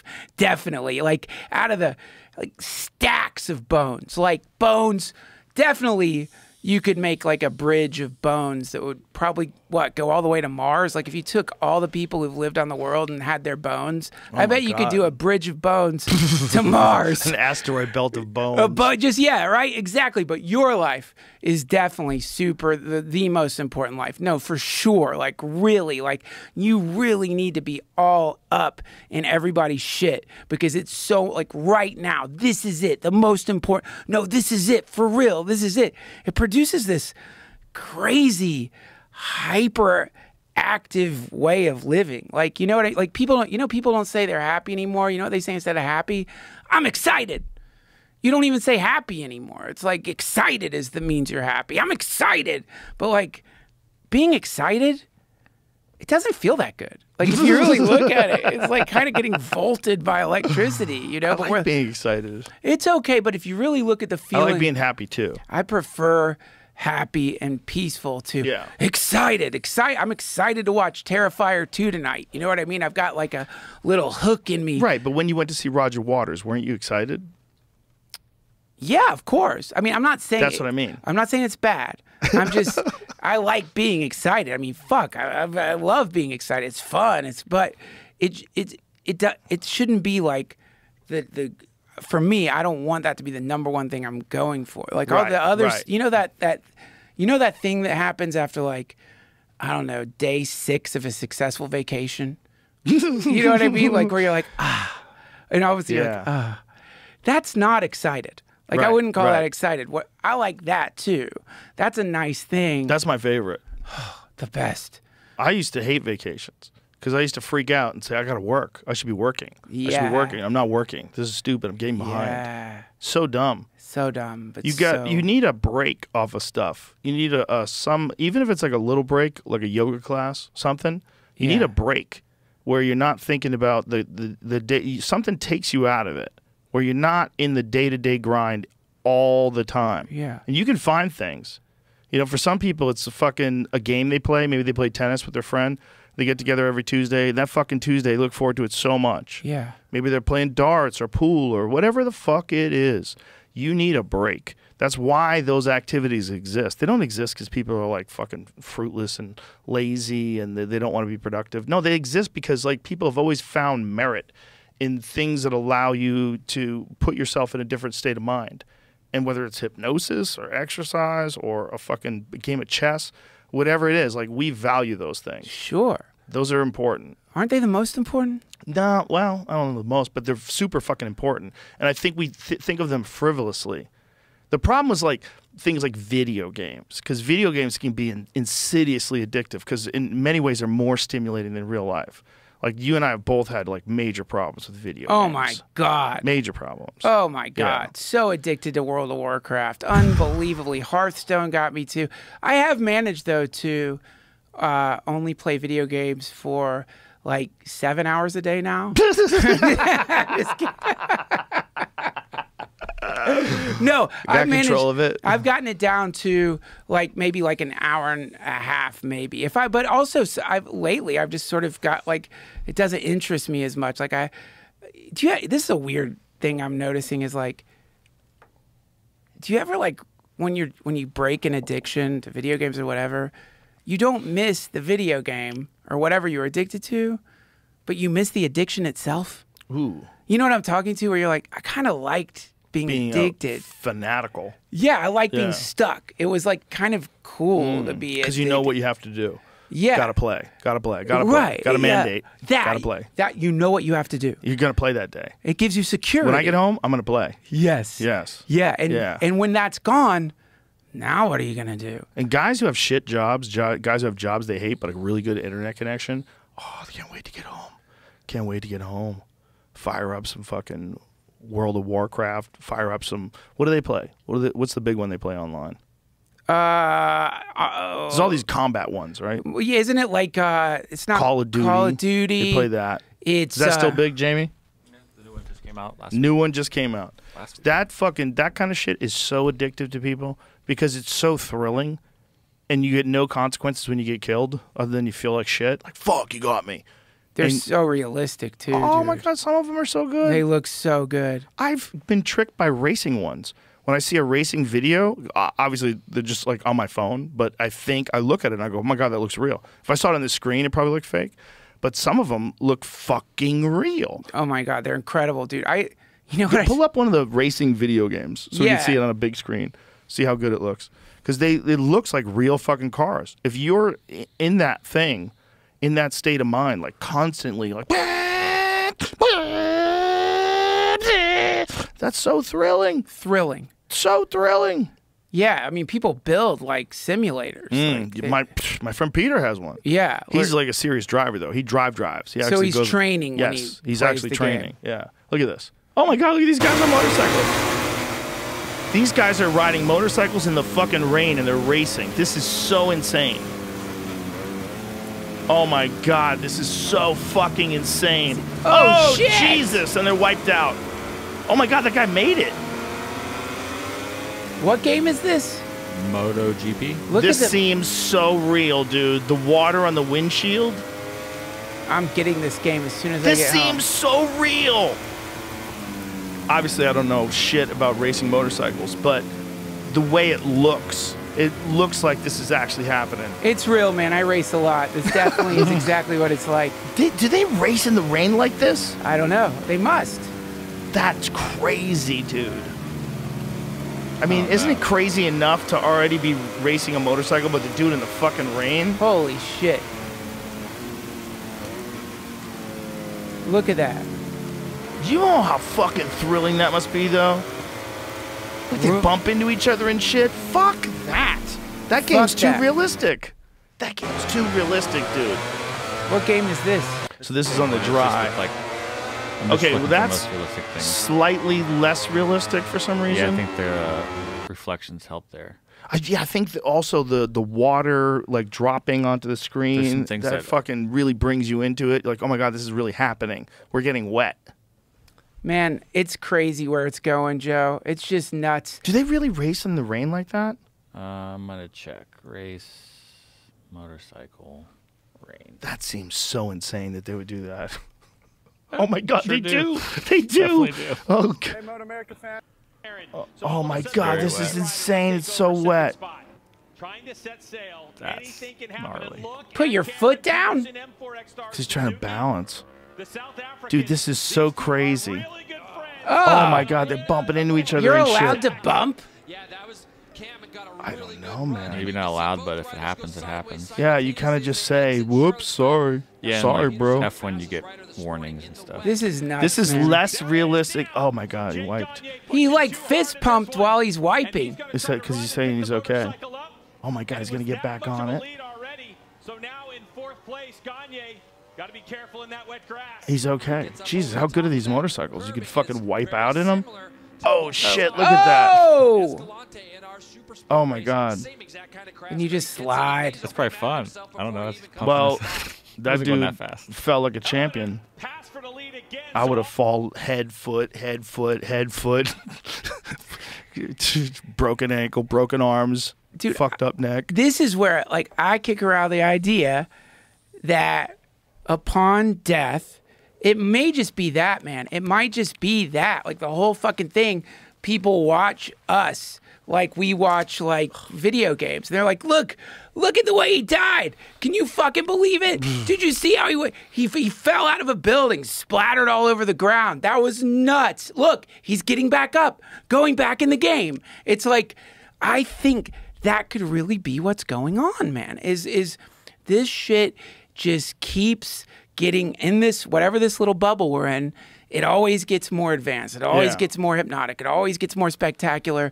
We die, we take a break, then we pop back in. What game is that? This is they're showing off the new video card. I was trying to show you this, something like this. Oh my God, this is incredible. Yeah, the lighting is what Hello, really gets it, makes it these look are real. great games. This might not even be a game. This is really probably just a demo. So these are like little tiny toy cars that you're racing. It's showing off this 4000 series video card, which is about to come out Oh my God. very soon. And then Who's making RTX that? NVIDIA does. They always make the best ones, right? Look at that. The 4090 is what it's called, but then the RTX is the ray tracing, which Ray makes, tracing is what you want. makes stuff look insane. Dude, have you seen, Joe, have you seen. This is amazing. Have Look you at the video. Have you seen the virtual reality? Okay, so like I know you've seen, because I've probably sent you too many clips of weird AI shit, like Yeah, AI yeah, animation. yeah. Okay, have you seen the AI animation that is in VR? So it's the same shit I'm sending you, except the VR itself is my being God. generated. Do you want to? Can I show you one of Yes. these? Jamie, would you mind going on? I think it's the forum on Twitter.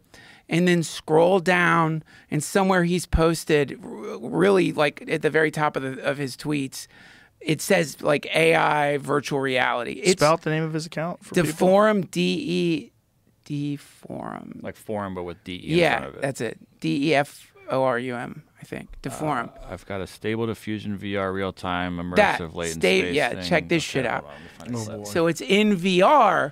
The AI is generating the space in VR. So it's really fucking trippy looking.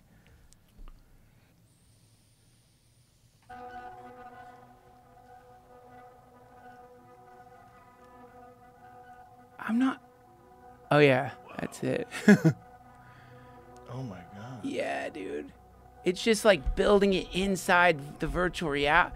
So it's building these structures in VR, and they're changing and morphing as you're walking around this VR room. Like Exactly. you're tripping balls. Probably with prompts. It's like just shifting and changing. The AI is just generating new environments instantaneously, growing them. That's that moment where it's like in the beginning process of generating a new environment.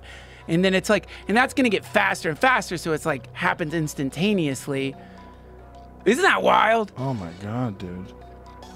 Yeah. Do you know what kind of crazy horror games they're going to be able to make with these things? Well, dude, I can't even imagine. Like Do you know how immersive that's going to be and how fucking addictive that's going to be? Yeah, man. I mean, and also that you're going to be wearing augmented reality goggles or glasses that are doing the same thing to your environment in real time. So like this stable diffusion shit, man, you can give it an MP4, just a video clip, and it'll take every frame and then generate like a new image based on the image. It's not deep faking. You could I took a video of Johnny Pemberton, and it's like Johnny Pemberton rapping in studio, shirtless, gold chains, and he's wearing a shirt, but it took that video and over each clip, no shirt, gold chains, made a music studio around him that kind of undulates in and out. Like So it's like this to me, man. This is like gonna change. This is gonna change everything. It's like once it's wearable and you can just decide, today, can you put me in a primordial forest? So like wherever I go, everything's just like trees and dinosaurs and stuff. And that's the reality that you see. That's what you're going to see. It's going to take in real time all the shit around you and then put over it whatever the fuck you want. You're going to be able to wear it on your face. And that's the apocalypse. I mean, that's like where we're all living in different realities. You'll be hanging out anywhere in a mall, and everyone in the mall is going to be experiencing a different version of the fucking mall. Some people are going to be in a castle.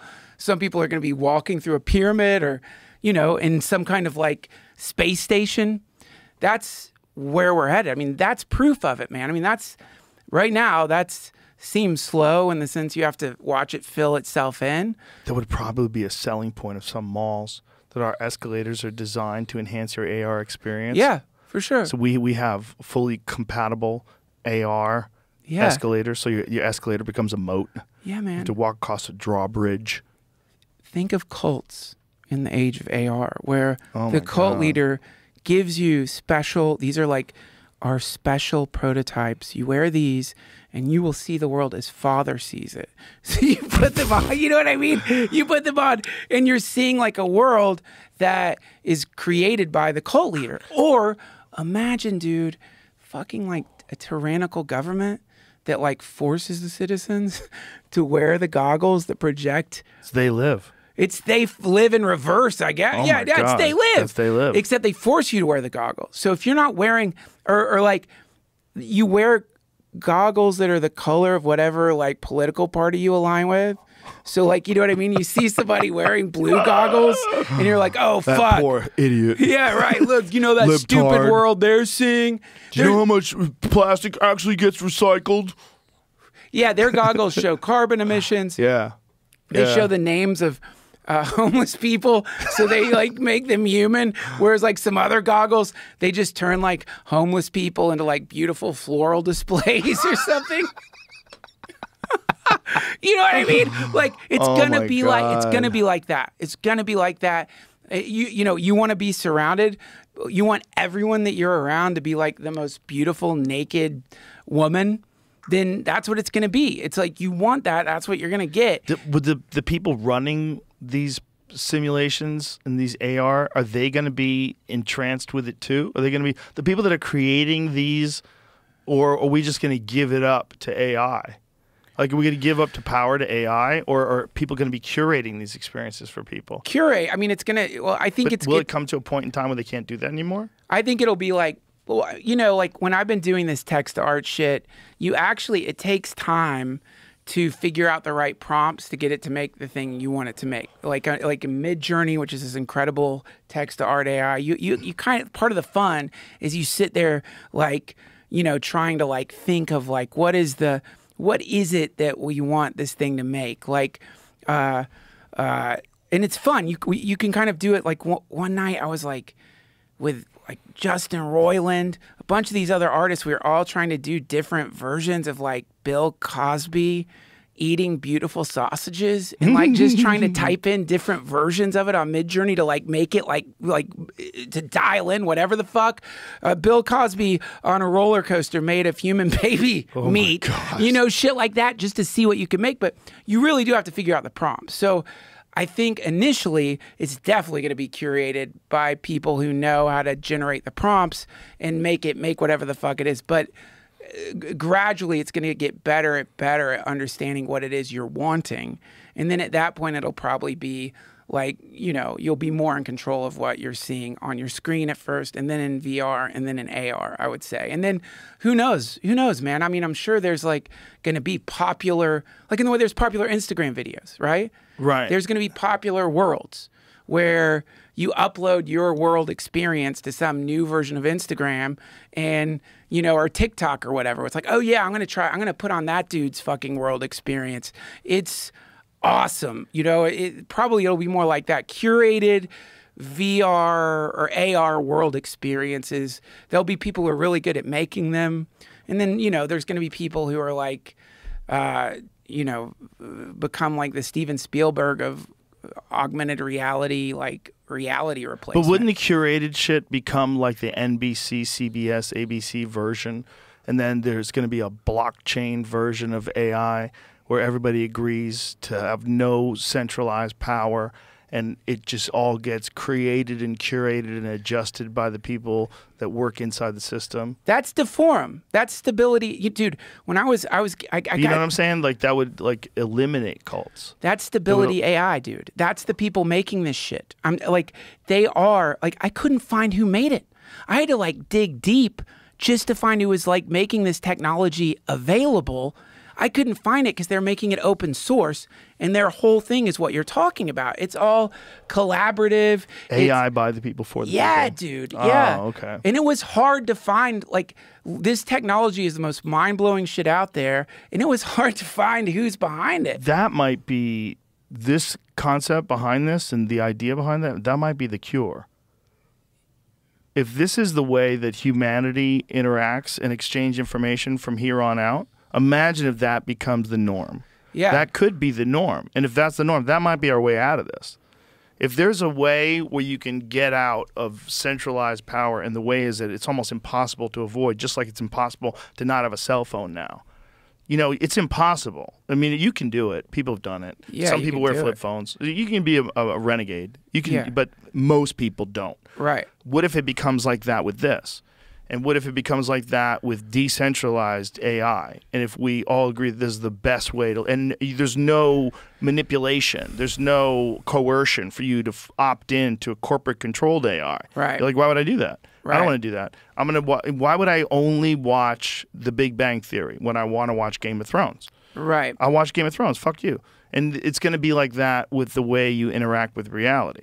Yeah. People are going to gravitate towards these ones that aren't controlled. There'll be a bunch of fake ones that are controlled by Russia. Right. Fake, and people get sucked into these ones, and those ones be manipulative.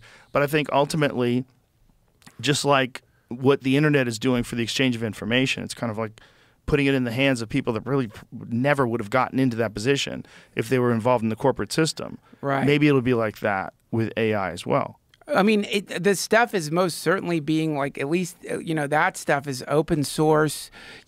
When you are working with it, you like, it's like, man, I'm telling you, it's like it's like going into a wizard's library or something. You're having to like pull out these weird tomes called collabs, these weird things on GitHub. Like shit, I don't know. It's so fucking arcane.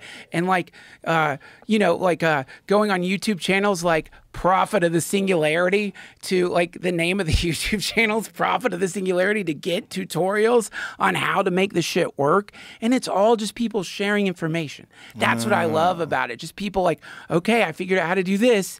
And then I figured out how to do that. All going on in the background, just like what you were saying earlier. While we're all at each other's fucking throats, the midterm elections are coming and the fate of democracy lies in your vote. In the background, these, I don't know who they are, wizard, transhumanist, AI people are just tapping code. Okay, we're going to make the AI smarter. We're going to make it a little smarter. I think you can make it smarter here. Let's make it smarter there. Can we make it understand language better? Yeah, we can. Let's see if we can make it translate really bad audio into perfectly clear speech. Okay, we can do that. Let's just keep doing all that's going on in the background. And where it gets interesting is like they're sharing their information. Here you go. We figured it out. Here you go. And then some other wizard gets it and they're like, okay, I can make that better. And then it gets a little better and a little better. And then the AI starts making it better on its own. It's like, all right, maybe I'll analyze the things my master's created, and then let's see if I can make myself better. That's how you get to McKenna's singularity. Yeah. It's open source collaboration between these geniuses, and they don't, honestly, I don't think they give a fuck who it is working on it. Like anybody can like participate. It's really cool, man. It's really badass. I feel so excited to have stumbled upon it because That's amazing. It's amazing that I thought that may be the future, and then it's a real thing that's happening right now. You tuned in to it, which is why I was like, it's stability AI, because like I just discovered that. It's like real punk rock, man. It's real. Yeah, well, I think that's what we need, right? You want some coffee? I love some. Kids, pull that. No, you got a mug yeah, right in front of you. okay. It's so hard to see in here with the candle. Already blind as a bat. Those I candles know, are me going too, down. dude. What's The that? candles are getting a little dark. Yeah. Thanks, Jamie. Thanks for humoring us old men. Yeah, but we are going blind. There's no ifs, ands, or buts. I've managed to put a halt to most of it with How? supplements, and I don't know. I wonder if sauna use has a factor and the cold plunge has a factor, but diet has a factor. We talked about Paul Saladino sent me some data on seed oils, and they're connecting seed oils and consumption of seed oils, which is in fucking everything, to macular degeneration, or to some people's vision issues. Seed Was that what it was? Make sure that that's correct. Seed oils? Yeah, seed oils. What seeds? Like grapeseed oil and all industrial seed oils that were originally industrial lubricants. So macular degeneration. Vegetable oils, trans fats, including soybean, canola, corn, and cottonseed oil, as well as hydrogenated and partially. Oh, click on that because we brought this up before. Do you have macular degeneration? Yeah. It's old people's eyes don't work. That's that when good. it gets darker, and like when you're driving, it seems really dark. So this is what what it says here in this article on what is it?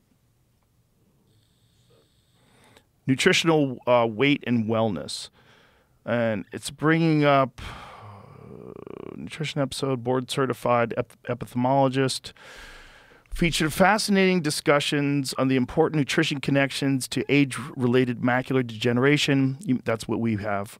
You may be surprised to learn that AMD is a leading cause of irreversible vision loss and blindness in the developed world. In AMD, inflammation and reduced blood oxygen flow causes damage to the photoreceptors, rods and cones, and the blood vessels of the macula of the retina. Jesus. Symptoms of AMD include blurred vision, got it. Blind spots, I don't have that yet. Difficulty seeing in dim light, yep. I got that. And difficulty switching to night vision, all which will only get worse over time. Great. The retina of the eye. Okay, here it is. Vegetable oils and trans fats include soybean, canola, corn, and cottonseed oils, as well as hydrogenated and partially hydrogenated oils undergo extensive heat and chemical processing. By the end of that process, they are oxidized, damaged, and cause inflammation to all the tissues in our bodies, including our eyes. To add insult to injury, these types of fats also make their way into most man-made and high-sugar foods, such as cakes, pastries, fried foods, salad dressings, dips, margarines, coffee creamers, cooking oils, and more. That's literally on my rider. A double whammy of inflammation for our eyes. Yeah, well, this is Lugavere, right?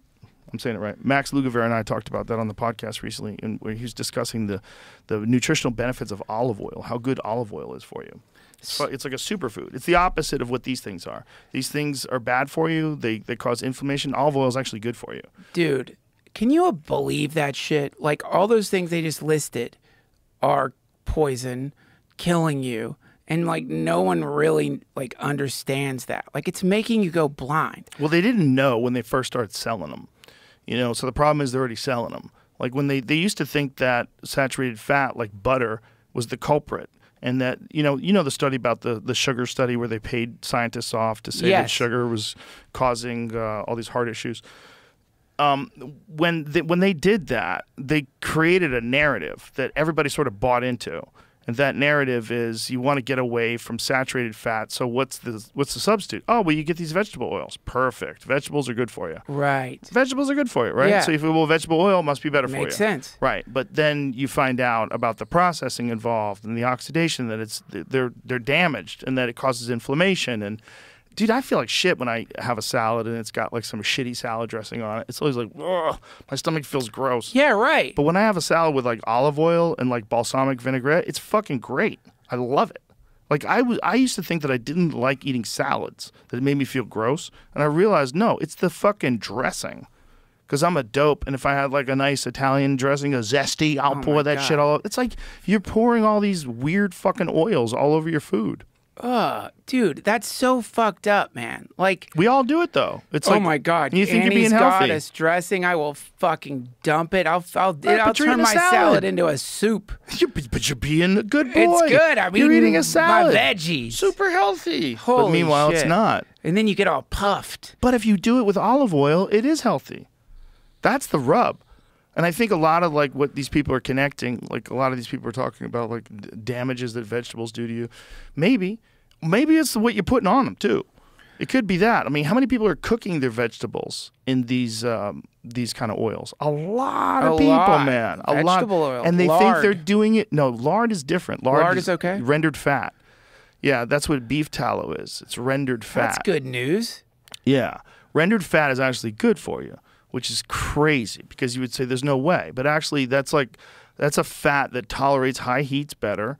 It doesn't, like when you're cooking in high heats, you want Lard is like good for you. Beef tallow is very good for you. It's just beef fat. But like Crisco. Not good for you. Is that lard? What's in there though? What's in Crisco? I thought Crisco is lard. Well, if lard means, I think the old school, old timey method, that's what I'm using. Not processed lard. I'm using like rendered pig fat. They used to use rendered bear fat. Bear fat was like super popular for a long time in this country. Bears were very valued for their fat, believe it or not.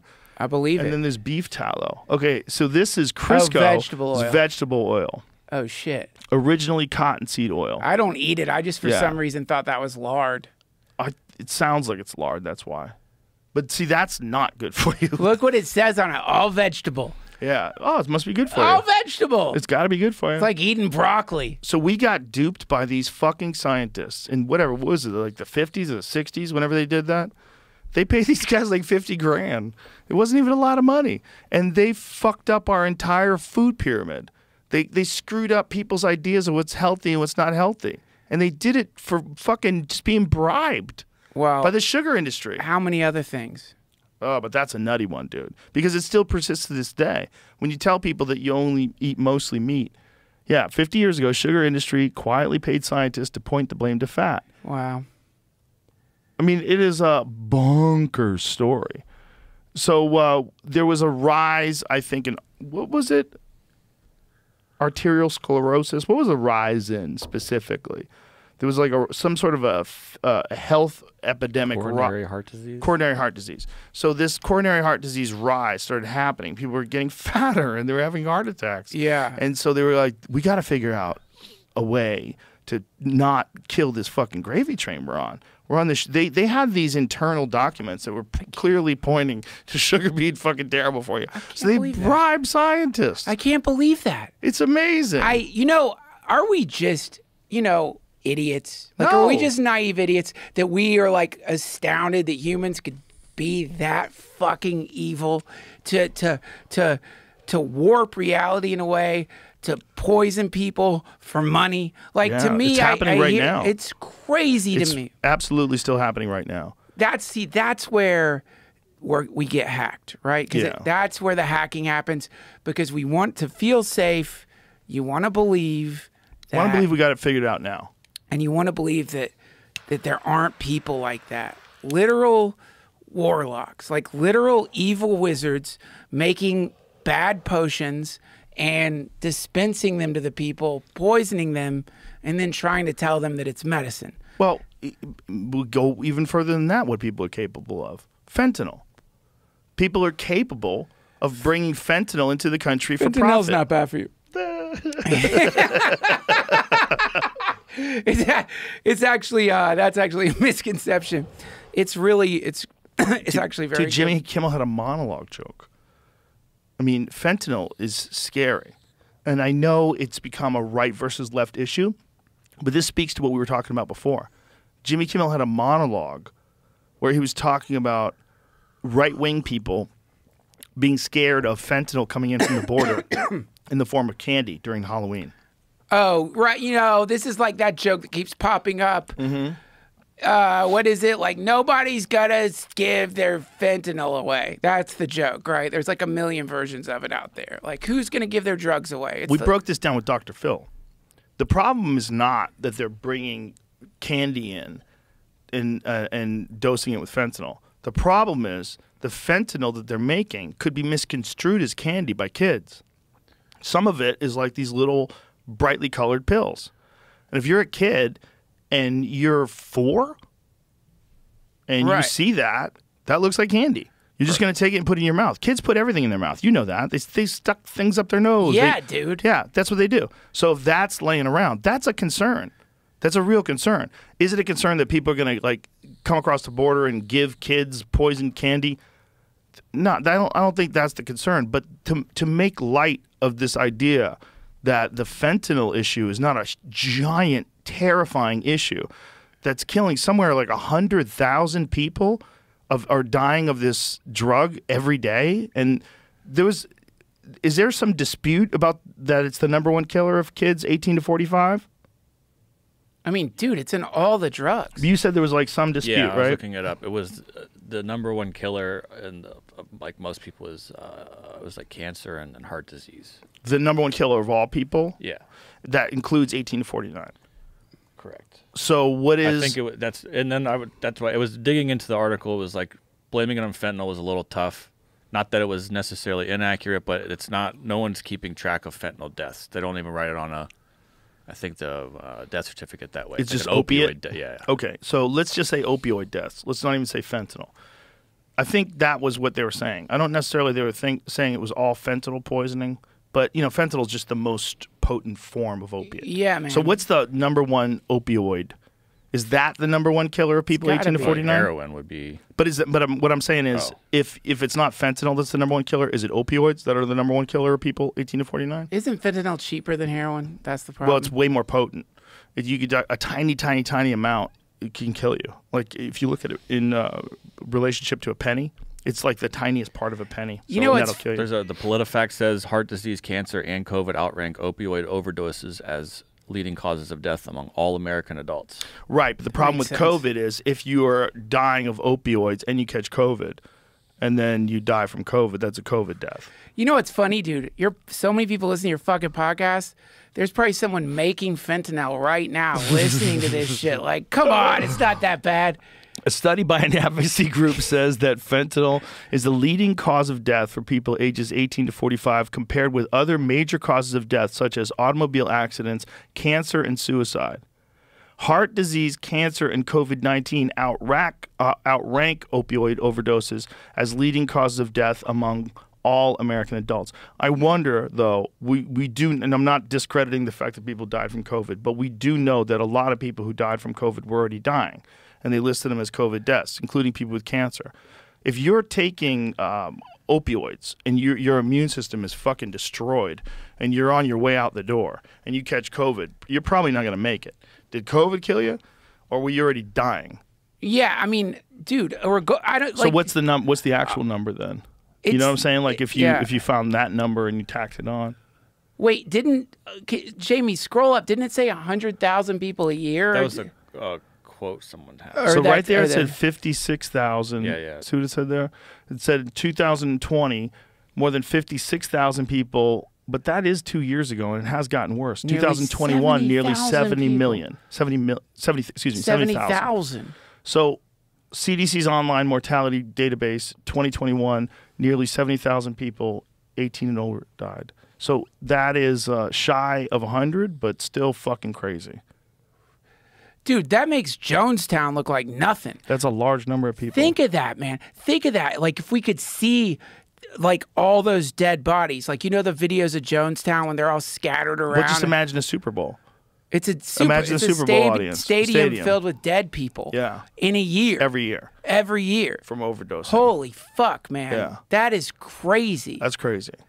That's a way to look at it that really puts it in perspective. God damn, that shit must feel good. I've never done it, man. It must just be like, it must be an incredible Well, I high. think it's just, it's probably amazing, but there's also the problem that they give it to you when you get hurt. And it's hard to get off of. I know a bunch of people that have gotten injured, and then they got on something, and then whatever that painkiller was, they had a really hard time getting off Dude, of it. I flirted with that shit for a second, and then something changed in my brain. I used to like it. I used to like taking like a Vicodin, and like I like the buzz, but then it's the weirdest thing, man. Just one day, it'd been a long time since I'd taken any of them. I took it, and I just got really sick. Like made me feel like woozy. I didn't like the high at all. I just got lucky. But some people, yeah, man, they take it, and they're like, I've come home. This is home. This is where I want to be. This is, like, it's like warming your hands on a chemical fire. You're like, remember the old NyQuil? The one that really got you fucked up? Oh, yeah. I remember I took that old NyQuil in the 90s, and I was sick one day, and I took it, and I was sitting in my bed watching TV, and I couldn't have felt more loved. Yeah. I was like, the whole world is just full of love. Yeah. It's love, love, love. I was like, oh, no wonder why people love this stuff. Yeah. Like, I didn't know that it was that. You could buy over the counter. What is it? Was it codeine? Is that what it was? I think it was codeine. Dude, it felt magical. I don't know if it was in NyQuil, though. Codeine was in NyQuil? Whatever it was that I took. It was Codeine- some nasty stuff that you take a shot of. I thought it was NyQuil. Probably like some cough syrup, some kind of like cough syrup that had codeine in it. Because I do know that was over the counter. I think it was over the counter. At one point in time, did NyQuil have codeine in it? I or think something like that in it? NyQuil had some shit definitely that would make you kind of trip. But what you're describing sounds like an opioid or something. It felt like that. It felt like just like pure love. Like I remember feeling how good it felt to rest my head on the pillow. It was like, it was wonderful. And I was like, oh my God, this stuff is great. I was like, keep this shit away from me. Yeah. I don't have the kind of self-control to not be drinking NyQuil every night. Dude, that would be so weird if you were secretly addicted to NyQuil. Well, I know people who have been. I know there was a comic. NyQuil? There's a comic who used to make the staff pick him up NyQuil and drop it off in his green room. Did you see the shit? That's so weird. It's not weird, man. I'm telling you. If you I don't know. I mean, what year was it? I want to say it was when I got sick that I had the NyQuil. I want to say it was late 90s. Wasn't it a TikTok thing that just happened where their kids were cooking chicken in NyQuil? And like they had to say to stop doing that. Like they had That's how you get the Island Boys.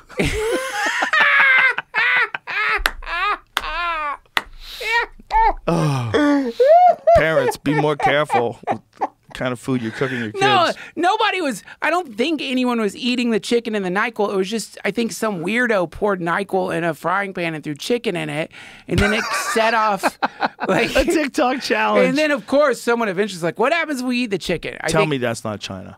Tell me that is not China fucking with America. That's where you need the Ministry of Truth to stop the NyQuil chicken crazes. You hire this dude who's like, the acting world's not really working out that well for him, but we have a job for you in China to do disinformation videos. How to handle risky internet trends like TikTok's NyQuil chicken challenge. Oh my God. They really cooked chicken in NyQuil. Mm-hmm. Yeah. I'm not surprised. These kids are fucking crazy. What year did NyQuil have something psychoactive in it, and did it change? It used to have up to 25% alcohol at least, and it looks like in 1991 around the time is maybe when it changed. What did it change it to? It's just booze. I'm looking like because knowing my dumb ass, I might have had a jug sitting around from 91. It's a very long article about it. A long article about it's it? Like the whole timeline of like every year of NyQuil and how popular it was and all the ads about it, and I think it's changed multiple times. And I'm trying to find, like, it didn't say there was codeine in it specifically, but NyQuil tastes like shit, man. I don't understand. Truly, like, it's but so I'm telling gross. you, dude, this was this one time when I was sick. I didn't experience this ever again. And there was one other time where I was on morphine when I got my knee reconstructed. Yeah. They had a morphine drip on me, and I'm pretty positive they told me that when I pressed the button, you would get more morphine because it's like connected to this thing. Wow. And that if you felt bad, you could press the button and get more morphine. So I was hammering that fucking thing. But someone told me it's regulated. And like they just give you the impression you're in control of it, but you're I'm not like, really. In 93... I mean, in 1993, they're not going to let you dial in your own morphine because the more morphine you get, the higher you get, and then you forget. Like you're like, when did I press the button last? It's probably been 20 minutes. It's been a couple of seconds. That's how you OD. That's how people OD is they get high and they forget they took the pill, and then they go back and take the pill. Right, but what if it only gives you like 1 milligram a hammer? Yeah, stroboscopic hand. What if it's like 300 milligrams will kill you? Yeah, just 300 easy clicks to paradise. Do you know what Peter Attia told me about Tylenol? He said if you take 20 times the recommended dose, it'll kill you. That's how dangerous Tylenol is. Acetaminophen, he said, acetaminophen poisoning is like a very high rate of poisoning. I heard that's the people that don't want to read the labels. You go to the hospital, you've decided to commit suicide with Tylenol, you've changed your mind.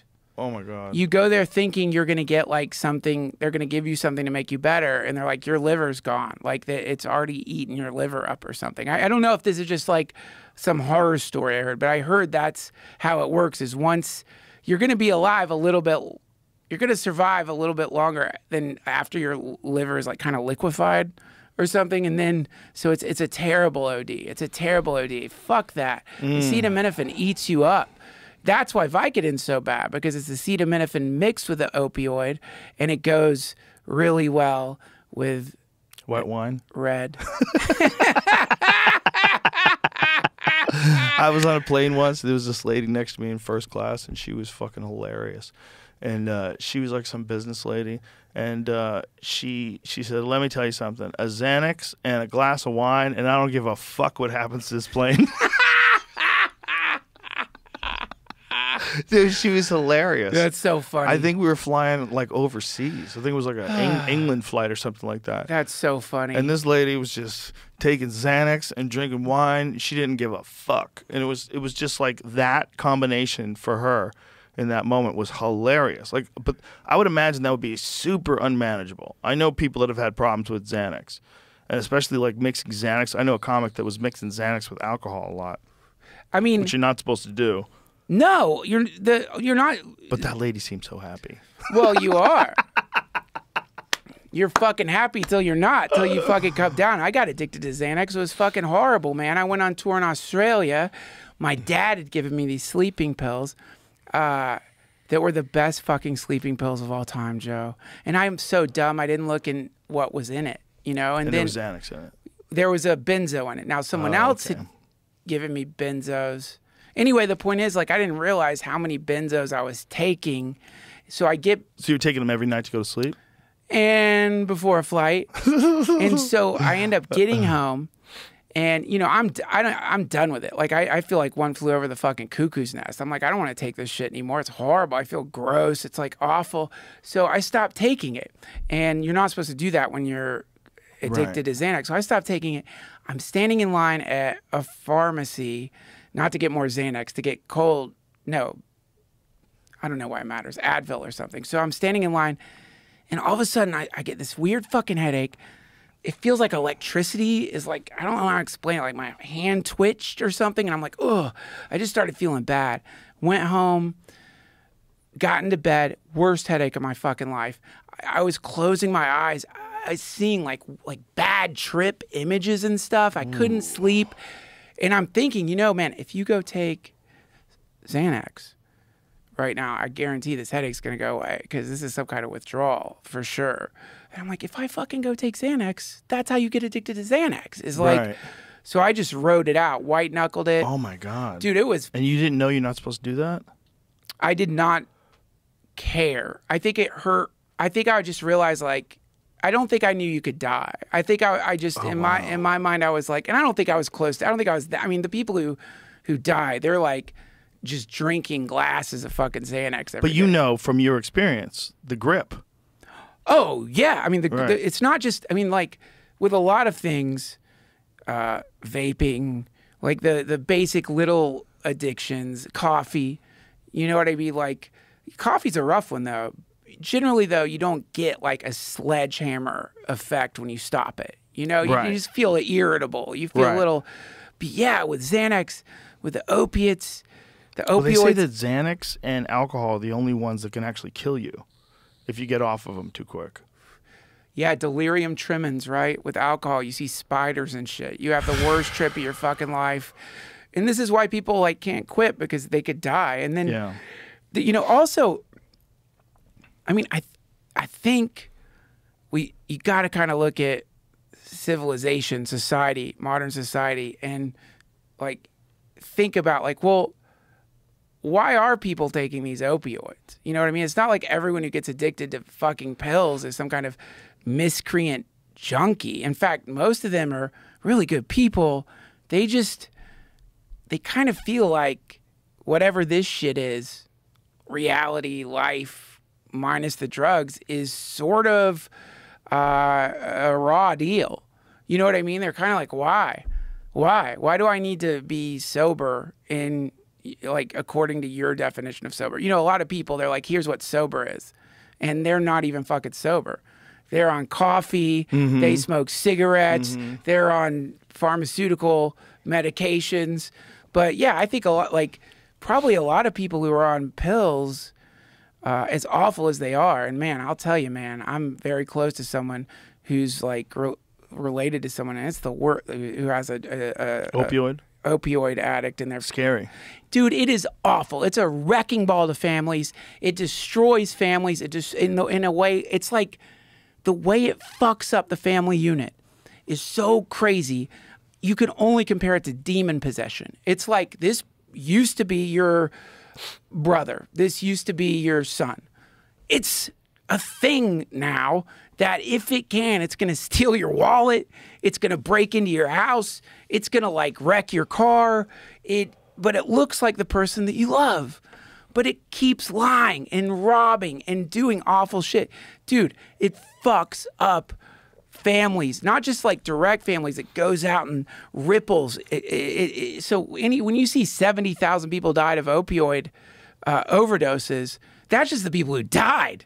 You're not seeing like all the people who are close to death or the Walking Dead, and the way that's like impacting families, and there's shame attached to it. So people don't talk about it. People don't know what to do. The state isn't sophisticated enough to step in and deal with it.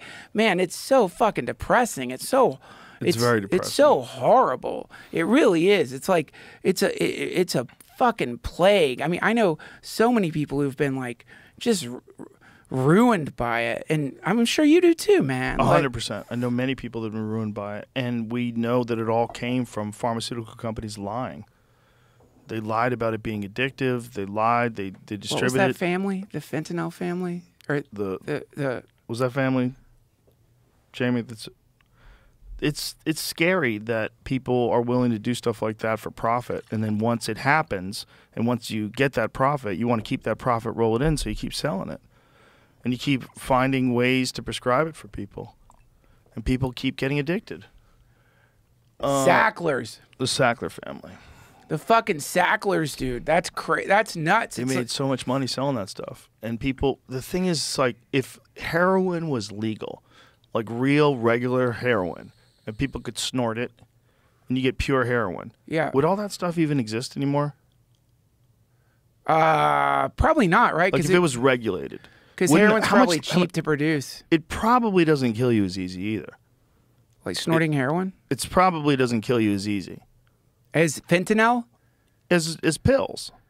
I have no idea, man. Somehow I avoided heroin. Like of all the drugs, I really have no idea. I wonder, like, I think when people die from heroin overdose, are they dying from snorting it or are they dying from injecting it?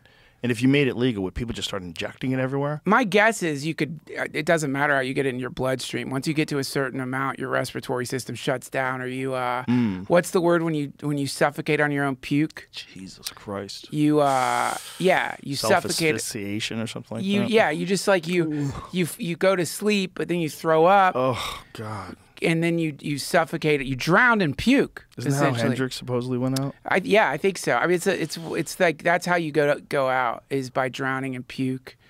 It's a hell death. It's there's like a crazy conspiracy theory connected to Hendrix. What?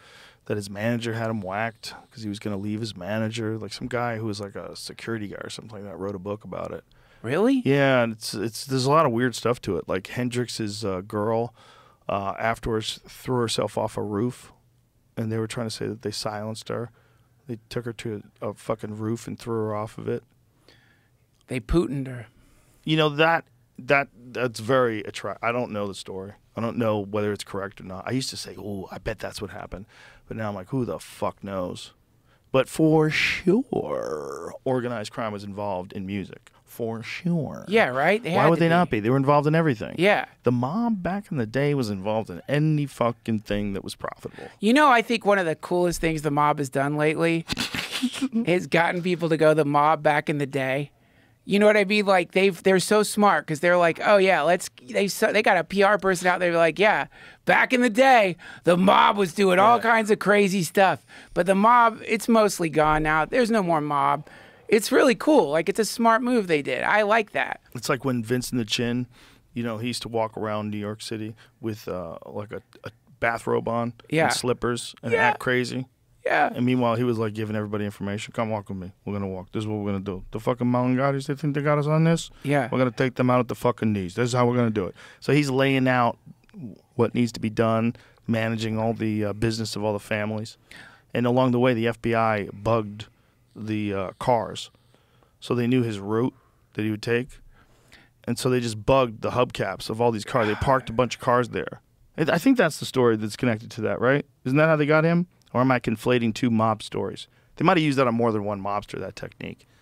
But that's how they got him. The guy was just acting crazy. Dude, it's so funny to me, like when, the thing is, like, again, I don't mean to be cynical. I mean, I'm an old man now. I'm older now, and I have gotten to the point where I recognize that the government isn't evil. It's like it's trying to do something, and that thing it's trying to do is really fucking hard. Like it's trying to create a democracy, a place where you could like raise your kids, not have kids, whatever, but live a relatively free life, be healthy, happy. It's trying to do that. That's the machine is trying to do that, and it's failing a lot. It's trying, but it's gotten infiltrated. So within it, there's chunks of like really nefarious bad shit. But it's like at some point you look at like the wars between governments and like mafia, organized crime, and it's like really what's the which one? Like they're both resorting to really brutal tactics. Yeah, they both are okay with killing people. They both wage war. I mean, like strategically when you look at it, right? Like if you took you take like any classic drug dealer, like any like mid-level drug dealer, make them like 500 times more powerful and they become a pharmaceutical company, right? Like at some point you go from like selling illegal drugs to just starting a company making fentanyl and then legally selling synthetic heroin and being protected by the police while you sell the drugs. That's the only difference, right? Like, right. If like the idea is like you get organized crime, the organized crime, if it gets to a certain level, it gets on the radar and then it gets shut down. But if it manages to like jump through that level, then usually it just gets into politics, right? Mm-hmm. And then it just becomes part of the government, right? Like that's the ultimate place you want to be. Like you want to go from succumbing to laws to controlling the laws. That's like victory, right? When you get to make the laws. So I don't know. It seems like, I don't know. I always think it's funny when you're hearing about them bugging their hubcaps and stuff. And it's just like, shit, man, it seems like it's just another mob war. Like they're not calling themselves the mob. They're calling themselves the government. Right. But it's still kind of a mob. It's just one very, very powerful mob fighting. We got to be careful about malinformation, Duncan. Did I do malinformation No, just but we now? have to be careful. That's why we need this organization protecting us from malinformation. If you're wearing a clown suit on a podcast, you're allowed to do malinformation. But you have to wear a stupid fucking clown suit. You know, maybe that's the answer. It's just like, look, make them wear something really dumb, and then they can malinform. Maybe that's what the president should be. Maybe you could be the president, but you have to dress like a clown. That's one of our new rules. Funny, you can't like... Yeah, you can't dress up. You have to dress like a clown. Wait, didn't Biden dress like the Easter Bunny, though? No, Ted Cruz... What Somebody did? Yeah, Jamie, I'm sorry. Will you look that up? It wasn't... I think it was like the first lady... you know that video of like the bunny like directing Biden? Like that was some... Who is that? You haven't seen this Easter Bunny like the rabbit kind of like made him move on. The rabbit made Biden move on? So there's Biden waves to the rabbit. Joe Biden quickly interrupted by Easter Bunny after he's talking about Afghanistan. Oh my God. So the Easter Bunny came in while... Hey, it's Easter! It's Easter, Mr. President! Come on, my God, he stepped right in front of the president while he was making that speech about Afghanistan. And moved him along. That is insane. It's fucking wild. It's like The Shining. What a genius organization we have watching over our best interests, because that's a great way to do it. Yeah. Like, that's the only way you can do it and get away with it. Yeah, he walked away. Easter Bunny's like, sir, Mr. President? Dude, Sir? He's probably got a gun to his back. Sir, this is not a finger? I would pay a lot of money to have a fucking Easter bunny follow me around, do that whenever I was about to say some dumb shit. Like all of a sudden, like a rabbit's like, come on, Duncan, let's go. We should have that on the podcast. Anytime we're talking about something we don't know what the fuck we're talking about, a rabbit shows up. Just comes out of the curtain. No. Malinformation. AI rabbit that looks like Coraline's mother. Look at that. Yeah, the rabbit's pushing him around. Yeah, go. The rabbit's guiding him. Yeah, man. What in the fuck, dude? Who was the rabbit? Exactly. Who was in the suit? Furries are secretly controlling the government. It's not lizard people. Oh my fucking God. They misread the Great Scrolls. Holy shit. Dude, it could have been an alien in the suit. Imagine. It could have been anything in the suit. Oh my God. That's robot. what it is. That's what it is. It's imagine it gets in there, it takes off the top, and it's a fucking gray alien. Yeah. Has been communicating with the White House this whole time. No. Don't say that. That's spooky, man. I mean, it is. That's like, remember that scene in The Shining? It's real quick where they open the door and it's like a furry, like sucking a guy's dick. Yeah. It's like a guy with a mask or something like that. Yeah, it's right? creepy. It's like anything like that where you're like, because whoever's under that, whoever's in that suit, it's not like they heard him talking. It's that someone like told them, hey, 798. Go interrupt the president. He's about to say something about Afghanistan. We're not He's ready. talking about Afghanistan. Move. Now. Go. Do we have an Easter bunny near the president? Okay, good. Interrupt now. Oh my God, that's so wild. It's so wild they just can't let him talk. And it's so wild that Twitter is fact-checking him now. Twitter fact-checks Biden's tweets. Look, man, if we're going to do fact-checking, it's got to be for everybody. It's got to be for everybody. Everybody. And that's good for everybody. Yeah. You can't have such a lazy game. Your propaganda game can't be that lazy. How about no fucking propaganda game? Wouldn't that be nice? That'd be sweet. It'd be nice to not be like always constantly getting blasted by some weird fucking propaganda. I would love that. I mean, again, it is our fault. We're the ones like turning on our propaganda rectangles and like letting it hypnotize us. It is consensual propaganda. It's not like people are standing in front of our houses with megaphones. But it also has real world consequences. We're seeing these people, and we're seeing like some of the attitudes that they're adopting, and some of the things that they're pushing to just stay in control of government. It's like you guys are stirring up the bullshit. You're misrepresenting people. You're doing it to cause conflict, and you're doing it to shore up your party, and you're doing it wantonly. You're doing it on purpose. We can see it. It's real obvious. Why do you even, like sometimes I watch Game of Thrones or the new one, which is Badass House of Dragons, and you're like, everybody wants to be fucking king. Why? It's a managerial job. It's like everyone's fighting for just to sit in the iron. Why? It's what we were talking about before. That desire to be the head of the clan. The desire to be the head of the tribe is instilled in all of us. Yeah. We came from these. We were in these little tribal groups for most of what the time that we were humans. For thousands of years, we lived like that. Until they figured out transportation, until they figured out how to ride animals, until they figured out how to branch out. Yeah. That's till they figured out boats. That's how humans lived. That's how we developed into humans. But you don't That's how want we it. survived. You don't want to be president. No, but it's instilled in the DNA. You're a logical person.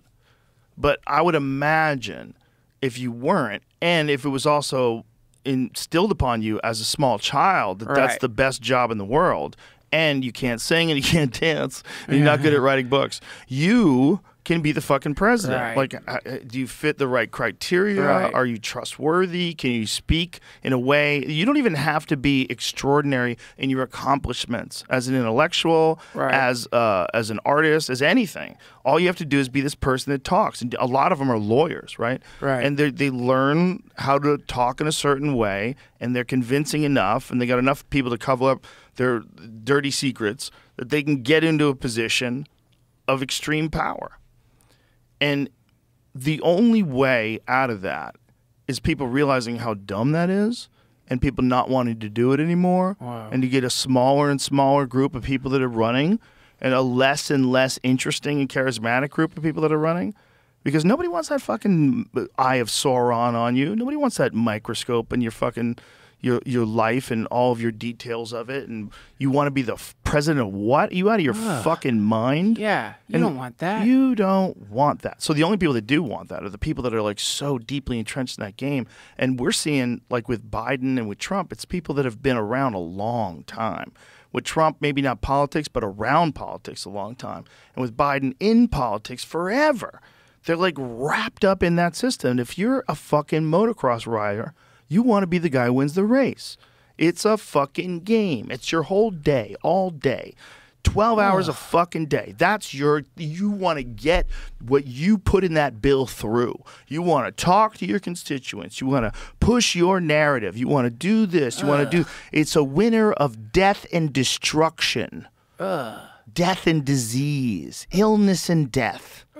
This is like you're guiding the zeitgeist of the population. Fuck that. Isn't that wild? Horrible. Wild. Annoying. And real. But that's real. That's really actually happening.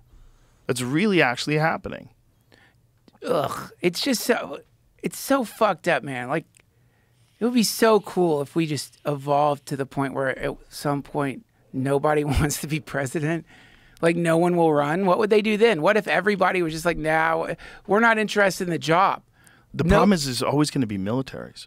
There's always going to be people that are in charge of the militaries. And if you're in charge of the biggest military and you have the biggest might, you have a real significant advantage over everybody else that's talking shit and trying to do things. And maybe you're interfering in these countries. And maybe you're fucking finagling behind the scenes and, sowing the seeds of resentment and hate around the world because of your policies. And maybe that's actually happening. And maybe you don't want to lose that power. Also, maybe you just probably by being in the government, you get security clearance. Once you get the security clearance, you start seeing what's really going on.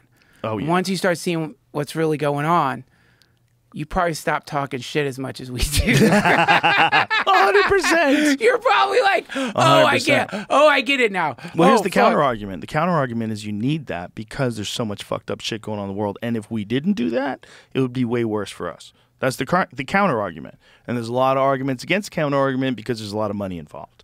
Right? There's a lot of defense spending, defense spending. The defense spending is crazy numbers. So much money. It's more than $1 trillion a year or something like that. It's so much money. So much money. So you got to think about there's a lot of business. That's the Eisenhower speech where he's talking about the military-industrial complex. There's a lot of business attached to that too. But there's also the argument that you need it. So it's like the argument is not hippie utopia. Let's look at the world through rose-colored glasses.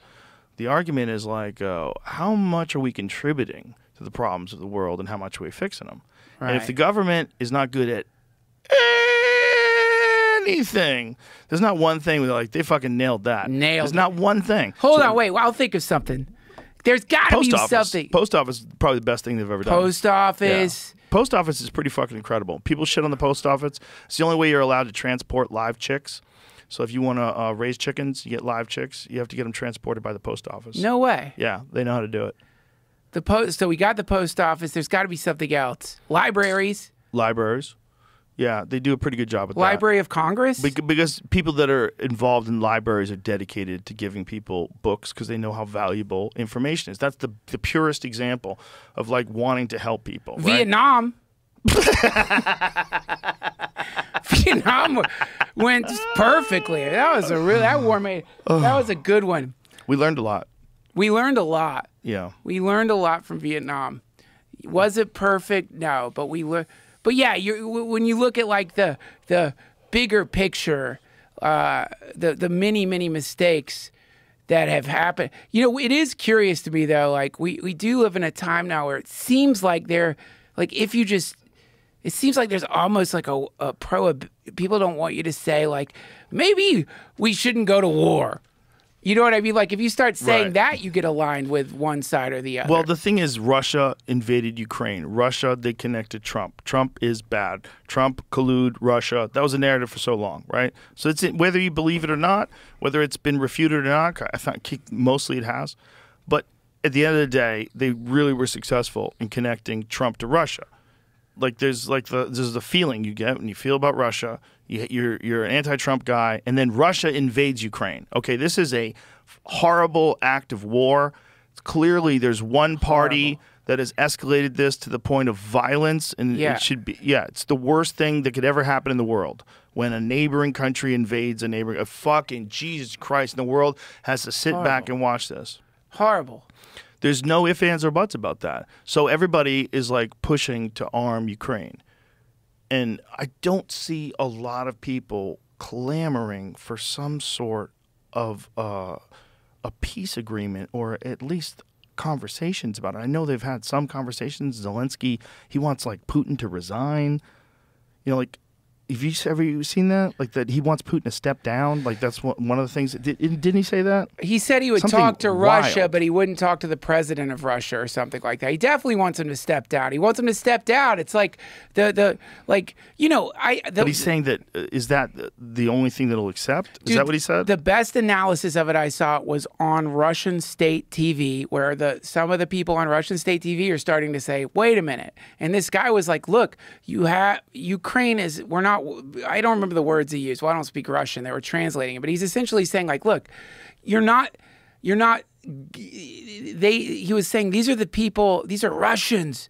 They survived this or that." I can't remember the exact thing they're talking about. The siege of I don't remember what it's called. I'm sorry, man. I'm terrible at history. But like, he's like, these are Russians. They survived all this. You're not going to starve them out. You're not going to freeze them out. They're not backing down. You don't have their minds. You're not going to get them to surrender. So where's the out? Like the idea was quick invasion. Right. They're going to surrender right away. And then he's going to like take a chunk of Ukraine, and then everything like ends, but it sucks because still, whatever. But it's like, it's not working. So there's no way to like say like, all right, well, let's concede the Donbass or whatever to Russia, because the Ukraine's like, fuck that. We're taking Crimea back. Like, we're taking all of it back because they're starting to win, and they're winning because the largest military on earth has been giving them God knows what. God knows what. Like, what kind of data they're getting from like satellites we don't even know are up there. Russia's threatening to shoot down satellites now. Well, that's why, because like I'm sure we're giving them like hardcore data about everything. So it's like, man, this is what's so scary about it, isn't it? It's like, where is the concession that has to happen for a war to end? Where's the thing where Russia, where Putin can like successfully withdraw the troops? And why isn't this the conversation? Like that you're seeing amongst most people online? Shouldn't most people online be saying that instead of like just blindly supporting one side or the other? Shouldn't they be going, we got to stop this in its fucking tracks? Well, yeah, what I feel like what should be happening is a massive public like demand for there to be talks between everybody. Like in Russia, they should be like, fucking talk to Zelensky. Here, we should be like, fucking Biden, talk to fucking Putin. You know, not just about, what's her name? Brittany Griner. Not just about her, but let's as grotesque as it might be to sit down and try to negotiate with people who thought it was a good idea to just fucking invade another country and kill a bunch of people, it's preferable to nuclear holocaust. Yes. So let's just it's gross. No one wants to do it. Like, you know, that whole thing, there was a period, I don't know if you did that, but for a while you start like watching like documentaries on Putin and you catch that weird aspect of him when you're like, there's something kind of cool about him, right? There was like this weird cool thing. That's gone. We all think he's a fucking like tyrannical asshole. Fuck him. We get it. Nobody likes him. He's horrible. He killed countless kids and his own soldiers. He's fucking awful. But like, we need a solution to this that doesn't end in a nuclear holocaust, like, or something worse. Like, those motherfuckers have smallpox too. They don't just have nuclear weapons. Like, they've got all kinds of shit over there that you know, lots of stuff, just like we do. So, god damn, man. I mean, I feel like such a stupid hippie. Because it's like, I don't know anything. I'm sure if I was a Ukrainian and my children had been blown up, I would be like, yeah, let the fucking nuclear bomb come because I don't have anything else to live for. I don't give a fuck. Let's destroy them. Let's kill them. That's what war is. You get no froth. Yeah. Like, so it's like, and even saying like, God, I wish they could talk. Who am I to fucking say? I live in in fucking Austin. Yeah. You know, I ride one of those pedicabs around sometimes for music festivals. I don't know what the smell of burning children. I don't never smelled burning children. The people there fucking have. Right now, at the same time you're here in Austin, that's happening. Yes. That's what's insane about the world. Fucking horrible. But it's like, how do you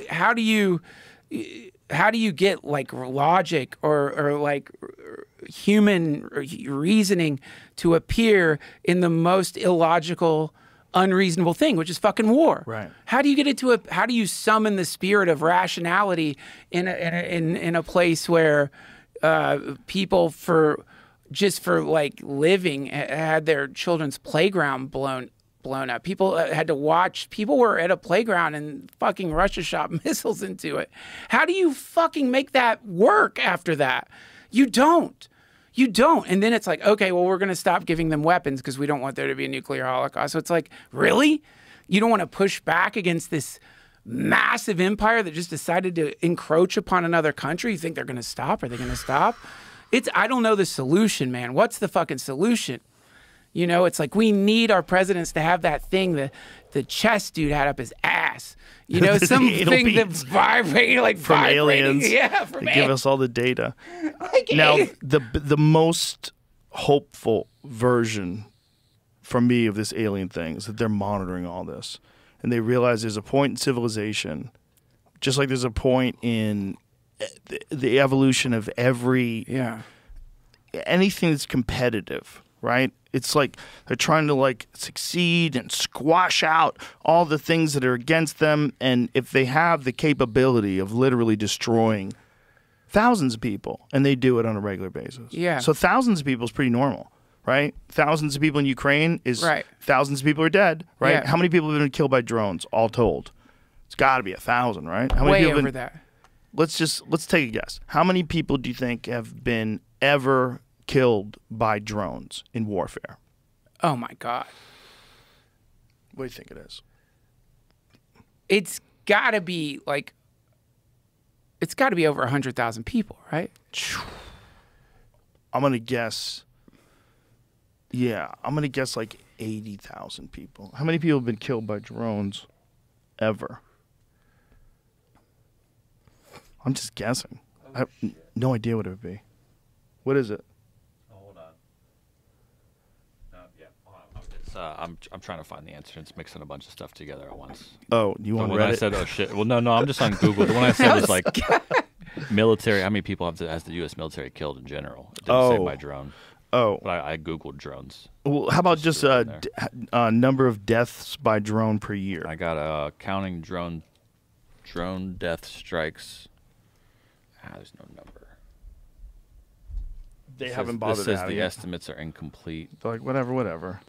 Don't pay attention to that. Do you ever see that art installation that like anytime a drone strike happened, it like lit a match? It would sit there, and then when it got somehow it was connected to like whatever that is. So it like whenever there's a drone strike, it like a match or something would light, and it would just drop it on the ground, or it would like burn a piece of paper, just drop it on the ground. The scariest thing about the drones is the number of people that are innocent that get killed. U.S. airstrikes killed at least 22,000 civilians since 9/11. Way lower than we thought. Way lower. Figures based on reported numbers of U.S. airstrikes highlight the human cost of the 20-year war on terror. So, but that's airstrikes. That could be missiles launched out of jets, right? Couldn't it be other things other than just drones? I mean, way more people are dying from fentanyl than drones. U.S. drone and airstrikes. So it's combined. That's what it is. It's both of those things. So drone and airstrikes, as perhaps as many as 48,000. Wow. That's a lot of people. So they've killed at least 22,000 and perhaps as many as 48,000 since the 9/11 terror attacks. The analysis, based on U.S. military's own assertion, is that it has conducted almost 100,000 airstrikes since 2001. Holy shit, dude. Represents an attempt to estimate the number of civilian deaths across the multiple conflicts that have comprised aspects of the war on terror. Holy shit, dude. Just I want you to just think about 100,000 airstrikes. Imagine watching that video. It'd be a long video. That's a long video. Wow. Super sad. Potentially as high as 48,308 civilians killed. The number is nuts, too. It's like mostly the wrong people. Man, I don't know. I just really hope that, like, somehow, by some fucking miracle, somehow, like, just, like, it's to me, it's caught me, man. Like, the war has caught me. I look at it every night. I'm always, like, checking it out.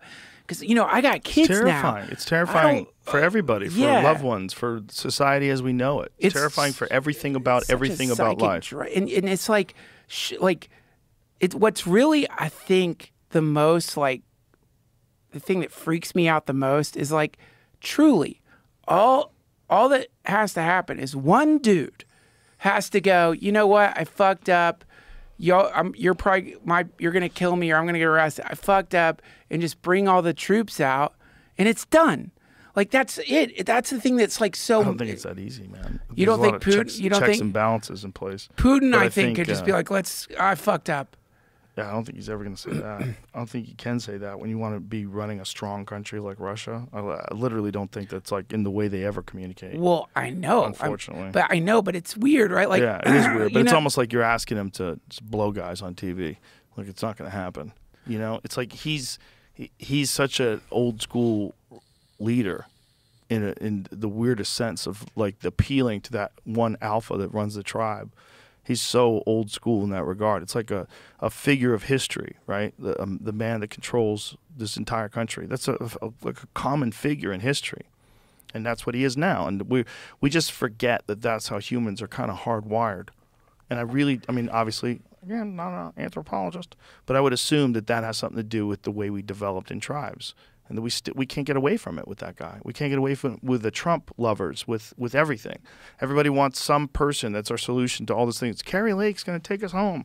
You know, everybody's got this thing in their head that they think is going to be the solution to all the problems. And I'm not saying that those people aren't individual solutions to problems that are happening locally around them. I think they are. And I think that makes sense even more than a president. But at the end of the day, when all is said and done, it's fucking strange. It's fucking strange that there's all this unnecessary conflict that's consistently going on all around us, and we don't question it.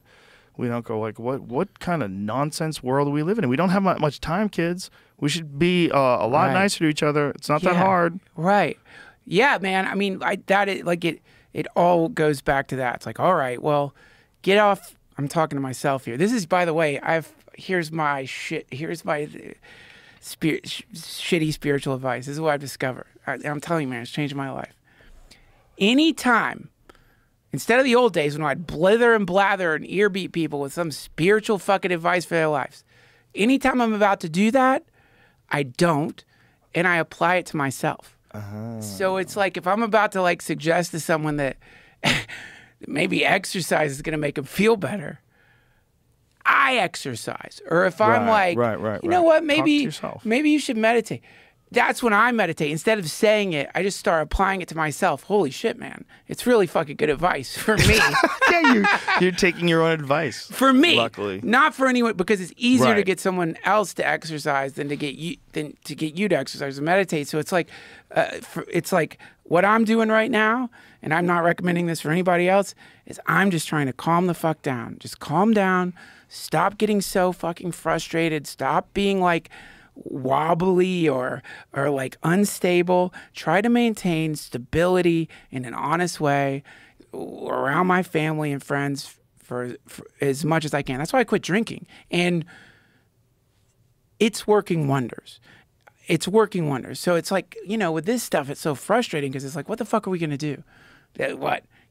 I guarantee Putin isn't going to listen to this podcast and be like, you know what? Maybe instead of the war, I will start blowing dudes on TV. That's not going to happen. You're right. But it's like, yeah, so that's frustrating. There's a very limited realm of control we have out there. So if it's like, all right, what do you have control over? What do you have control over? And it's like that thing you were talking about when we went out to eat. You're like, you got to put that monster in a box. Yeah. That thing, whatever your particular monster may be, figure out a way. Keep it in the box. Eventually, you can actually melt it down. Like, it doesn't even have to be a monster anymore. They say that you could actually, over time, the thing becomes less and less and less and less of a monster. But we were talking about mental illness that applies to obsessing on things, which is why we can't fuck with video games. That's what the monster was for us. That monster is this like desire to like get immersed in things, and it's fucking creepy. It takes people like gamblers. They're possessed by demons, like hardcore gamblers. Did you see Uncut Gems? No, it's amazing. It's an Adam Sandler movie, and it's not a comedy at all. It's a fucking great. It's probably one of the best movies about gambling, if not the best ever made. It's really good. It'll give you anxiety. You'd be like, oh my God, Jesus fucking Christ. When you're watching this movie, you're like, oh my God. It's all about a gambling junkie. Adam Sandler plays it perfectly. And the movie is all about these rushes that these people get from gambling, and it just takes over every aspect of their life. Just like a fucking video game. Just like anything else, man. Things can take over your life. Yeah, that's it. That's it. That's it. So it's like learning that and where you've been taken over, and then seeing if you can lessen your addiction to whatever the thing may be. Yeah. And not like... manage it. Manage it. Manage it. Well, first, just recognize it. That's the first trick. Recognize. I don't mean addiction to booze or whatever. I mean literally like, you know, like how there's a... You know, that thing, like someone's got a difficult personality. Yes. And they hurt people a lot. But instead of recognizing, oh shit, I've got a difficult personality and I'm hurting people a lot, they're like, that's who I am. I'm that person who does the crazy thing all the time. That's just me. It's like, don't be that person. Recognize like you should stop hurting people. Right. Like it's not, and I speak as someone who like a lot would rationalize really bad traits. Is like, you know, man, that's what I'm like. And it's like, no, it doesn't have that. I don't need to be that way. I don't need to be like a shit talker, a gossip. I don't need to be someone who's like always mad at some certain person. I definitely don't need to be a person who like is passive aggressive or punishes people with anger or, you know what I mean? I don't have to be that way. Of course. You know what I mean? Like, I don't have to be that way. All I have to do is start blowing dudes on fucking TV. I just like, it's funny though that you said that because it like the vision like stuck in my head. It was weird. But you know what I mean, man? It's like that's all we have control over is like, look at your own crazy fucking tyrant being, right? Like, look at your own monstrous thing that you've been pretending that's just me, man. That's what I'm like. That's me. And play around with the idea, maybe that's not you. Maybe that's just something you're addicted to being, and you could actually stop being that way. And it's not easy. I'm not saying it's easy. Habits are really hard to break, man. But this is one of the real problems with psychedelics being outlawed.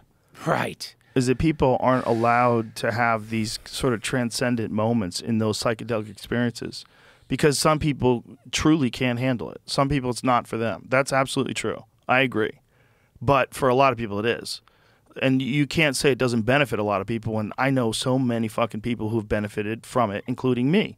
And to deny that to people, keep that from people, I think is a real travesty. It's a travesty in our cultural development, our development as a community. It would help us develop as a community if people had some experience with regenerating their view of the world. Yes. And that could be available to everybody, but it's being withheld from you by people who haven't experienced it. Right. It makes no fucking sense. So weird. The people that are trying to keep you from doing mushrooms for sure aren't doing mushrooms. Because if they were, they would realize that the thing to do would be to spread these to everybody and to give people the chance to recognize that maybe they're under the hypnotism, maybe they're under the spell of a certain frequency. That's not the only way to live. You can live in a different frequency. Right. You could establish a different frequency amongst the people you love. You can establish a different frequency with yourself. It's possible. And to deny that from people just because you're afraid of it or because of propaganda, it's like it's very anti-science. because there's a lot of science that points to it helping people with all sorts of things. End-of-life crises. That's a giant one with people that have taken psilocybin. It's allowed them to really relax and think about existence and look at it in a completely different way. And I don't think that's available through just someone sitting next to you and asking you questions and having a counseling session. I'm sure that's great. I'm sure that counseling of end of life is great. You know, it's better 5 grams of mushrooms. Fuck. That's way better. Yeah. And it's not going to kill you. It's not. I mean, especially if we figure out a way to grow it legally, where shit gets inspected, it's going to be good for you. Dude, I bet 5 grams of mushrooms is more intense than death. Like, whatever that experience is probably makes, like, when you're dying, when you're actually dying, you're like, fuck, man, this is, like, so much nicer than that time I took 5 grams of mushrooms. Or maybe it's the same thing. Maybe it's the same thing. But that's the DMT feeling, right? Don't you get that feeling? Like, that's the next door. Yeah. That's like you open up the door and you're like, oh, this is life. Yes. I mean, that is, I mean, I think that's what's really going on here is, like, what happens is you get all constrict, you know, like when you're a kid and you tie a rubber band around your finger. Yeah. You've done that, except it's not your finger. It's some appendage connecting you to infinity. And you've figured out a way via, like, your beliefs and habits to tie a tourniquet around that. And it sucks. Remember, it was cool when you were in school. You'd watch your finger turn purple and you'd be like, whoa, look at that. That's crazy. Look how it's going blue.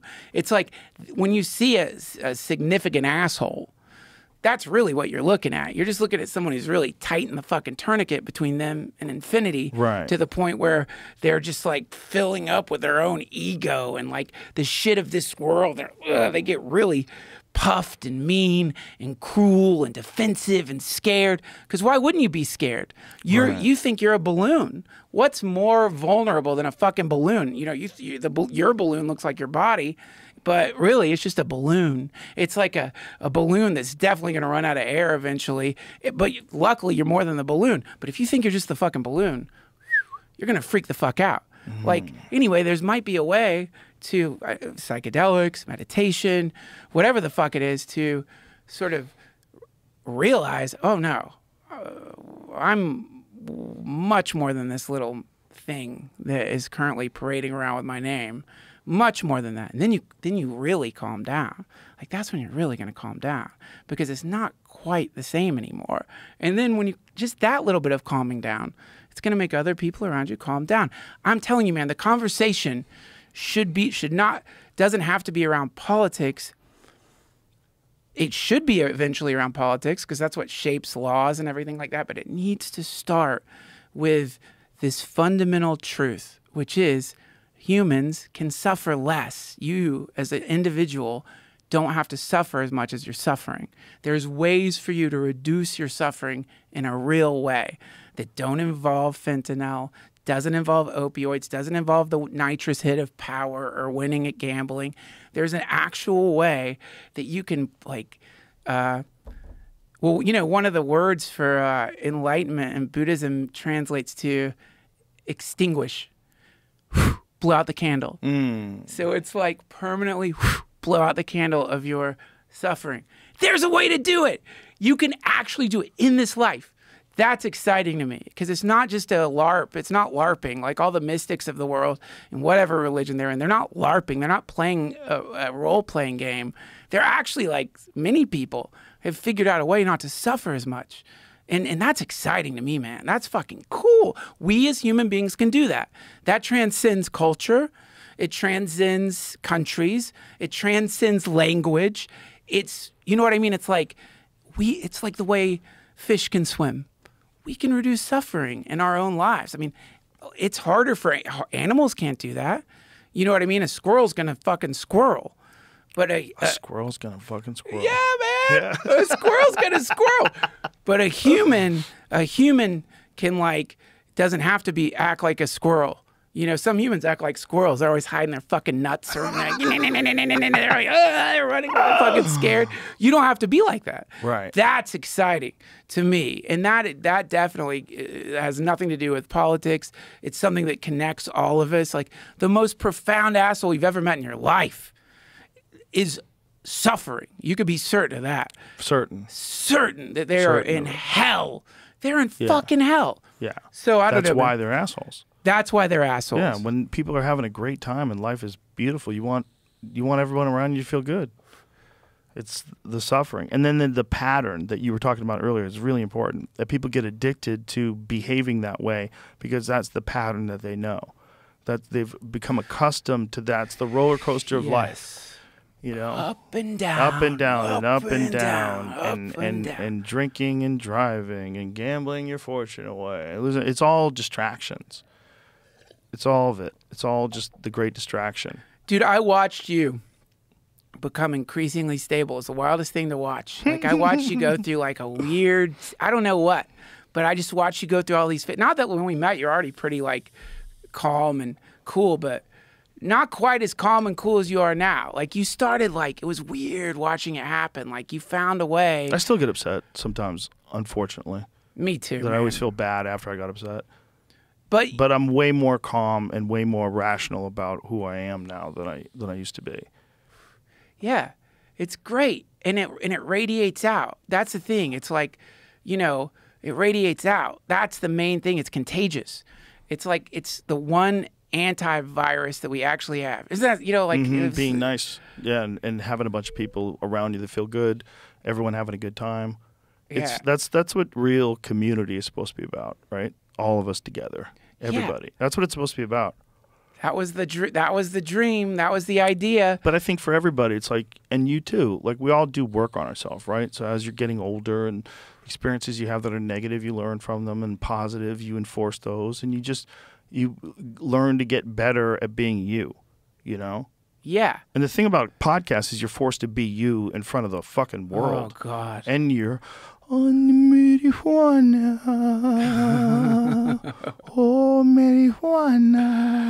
Oh, yeah. And you forget you're on marijuana. Yeah. You forget you're under the spell of an ancient plant that has manipulated creativity for thousands and thousands of years and is also illegal. Which is the dumbest fucking thing on earth. That's the dumbest one because it's legal in so many places now. But it's still federally illegal. You know how many people Biden released? Pretty amazing, right? When they said that he was going to release all the people that were in federal prison for marijuana possession. How many people? There's zero. What? Because there's no one in federal prison for marijuana possession. They're all growers. They're all dealers. They're all people who are doing other shit and also marijuana possession. I fell for it, hook, line, and sinker. I was so excited. Me too. I posted it. I responded to it. I posted an applause meme under his tweet. Then it was effective propaganda. God damn it, man. I can't even imagine how many things I've been. Here it is. Last week, President Joe Biden announced the largest act of clemency in a generation, a mass pardon for people convicted of federal marijuana possession. As far as bold acts of mass clemency go, duh. It won't lead to many people getting out of prison. In fact, it will lead to none. Zero people. But, okay, let me just say this. Let me speak in defense of it. Here's the thing. No, I don't mean, I'm saying I'm thinking of my friends who are marijuana activists. I know you have them too. Yes. Or even psychedelic advocates. When shit just gets on the ballot, they celebrate because they're like, okay, we got it on the ballot. Right. So I think there is something that's exciting, even though that's sad what you told me earlier and just showed. There's something really fucking cool that the president has finally at least talking about it. Admitted that this bullshit, people are going to jail for possession of marijuana. Now, obviously there was political reasons for that, and there's all kinds of other dark stuff wrapped up in it. But long term, good sign. Long term, good sign. Right. We just want progress quicker. We want progress, and we want it quicker, but that's progress. So, and a lot of people dedicated their lives to getting just that far with it, you know? So I think there's something to be said for it. I get it, man. Nothing happens. It influences the cultural narrative. It influences the cultural narrative, and it could potentially cause a shift in views around marijuana consumption long term. And then, but it's dark. The real that no one's actually getting out. That it was just a fucking. It's a ruse. A ruse that I fell for, Joe. I fell for. So many ruses, and Twitter will now fact check those ruses, which is hilarious. Which is fucking important. The people that don't want that, come on, kids. You've been wanting fact checks for so long. Every time someone brings up whether it's the election theft or this or that, everybody, come on. Fact checks are probably good if the president's not telling the truth, and it's really easy to find the real data. Probably that's good, kids. Listen, I'm fine with like universal, non-biased fact checking. In fact, I would like that for myself. Like it would be, I want to know what I'm saying. That's like, I would love it. Imagine if you could scan yourself. Oh my God. For like how much of your like ideas of what's real is or bullshit. Oh my God. Oh my God. That would be a scary scan, and it would probably hurt when you're like, oh God, I'm 100%. Like it's all bullshit or 99%. But long term, that would be a really good thing for you. Like I don't have anything against like, this is probably not real, because it helps me as someone who gets sucked into everything. I go on Reddit conspiracy, and it's like, I don't like, you know what I mean? I'll go to bed being like, maybe there are deep underground military bunkers all across the United States filled with some kind of weird, like predatory alien that lives in pits that the janitors fall into. I'll wake up being like, I don't really believe that, but I'm just saying. I did recently. I went down a Reddit rabbit hole. Deep underground military bunkers? No, it wasn't a military one. It was a pedophile ring one. Pizzagate? It was one of those, not necessarily that one, but a prominent one. We'll talk later. Dude, that one freaked me out. I know those you're freaked me out. Holy fucking shit, They freaked me out because there's so much in those emails and things that were Listen, anyone who has like is a fan of drugs knows what it's like when you like send your shitty coded text to your friend to your friends about drugs. You know what I mean? Let me be real clear. I'm not saying Pizzagate's real. Nor am I. And I'm absolutely not saying there's a fucking dungeon in that pizza place that crazy dude went and shot And up. I'm not saying the Clintons are responsible for any murders. What else are we not saying? We're just saying that is one of. There was another case that happened in like the 1980s or something. There's been a few of those weird cases where you got to think that throughout history, there have been people that have trafficked children. Oh my God! When you take any long trip, you ever think about that? Yeah, you got to be careful. Any long trip that you take, how many fucking U-Hauls going by have people locked up in them? Probably like statistically one or two. Probably like you've been at a rest stop next to a fucking U-Haul that was filled with drugged people waiting to get taken to some God knows where lab. I mean, don't they say human trafficking is like one of the number one industries right in the world? Human trafficking is real and it's happening right now. And there was, there's been studies on it where they try to figure out what the numbers are. But how do you know who's been trafficked if they're missing? And how many? I wonder what the actual number is. But apparently, it's a terrifying number, and that's happening right now.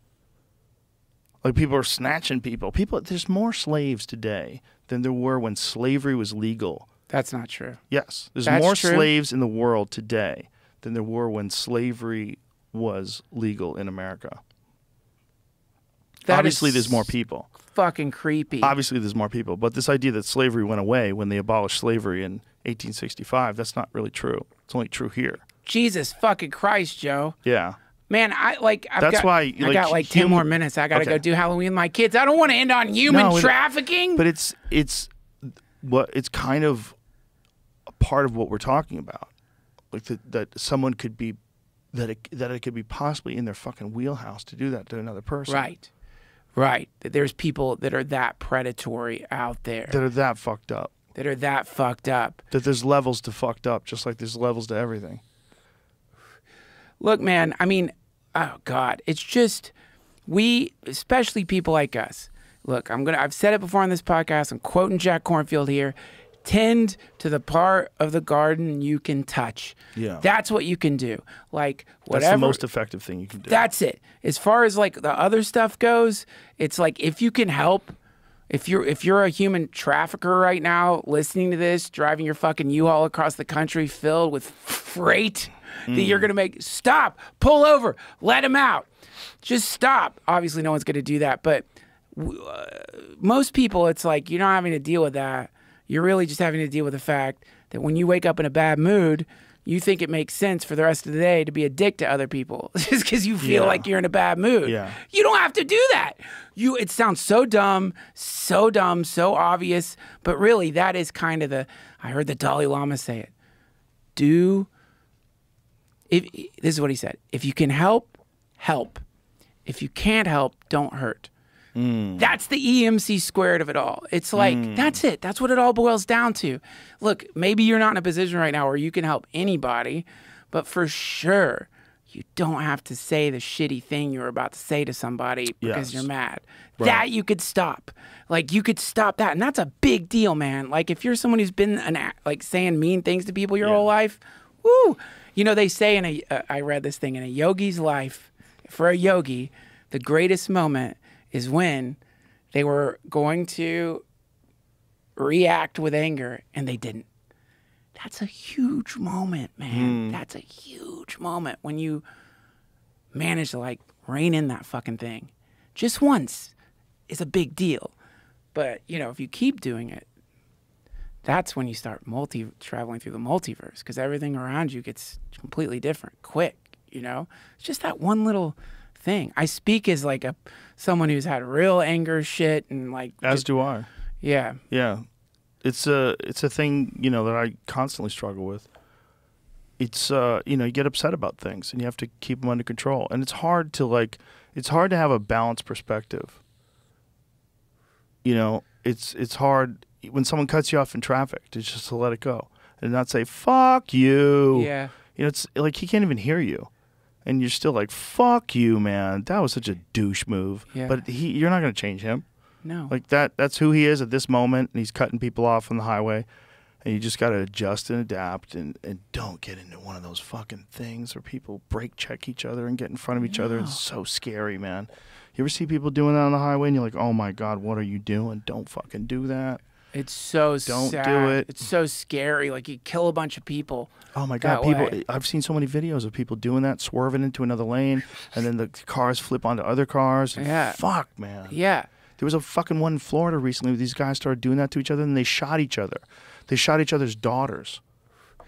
Dude. They just randomly shot into the car, and there was a fucking passenger that was a young girl in both cars. Did they kill him? No, I think they both lived, but one of them is hit real bad, and she was in critical condition with a collapsed lung. See, that's it. It's crazy, That's dude. it. So see what happened there? What happened is those people, because they didn't get a hold of the fucking dragon, because of it, most of the time they got away with it. Those, obviously, whoever those people are, that's not the first time they got angry. They're rageaholics. They're always mad. They were getting mad all the time. All the signs were there. Yeah. And nobody likes it. Whenever I've been caught up in that, it's fucking scary. It's like dying. You become something else for a second. You become an animal. And you know why it happens on the highway?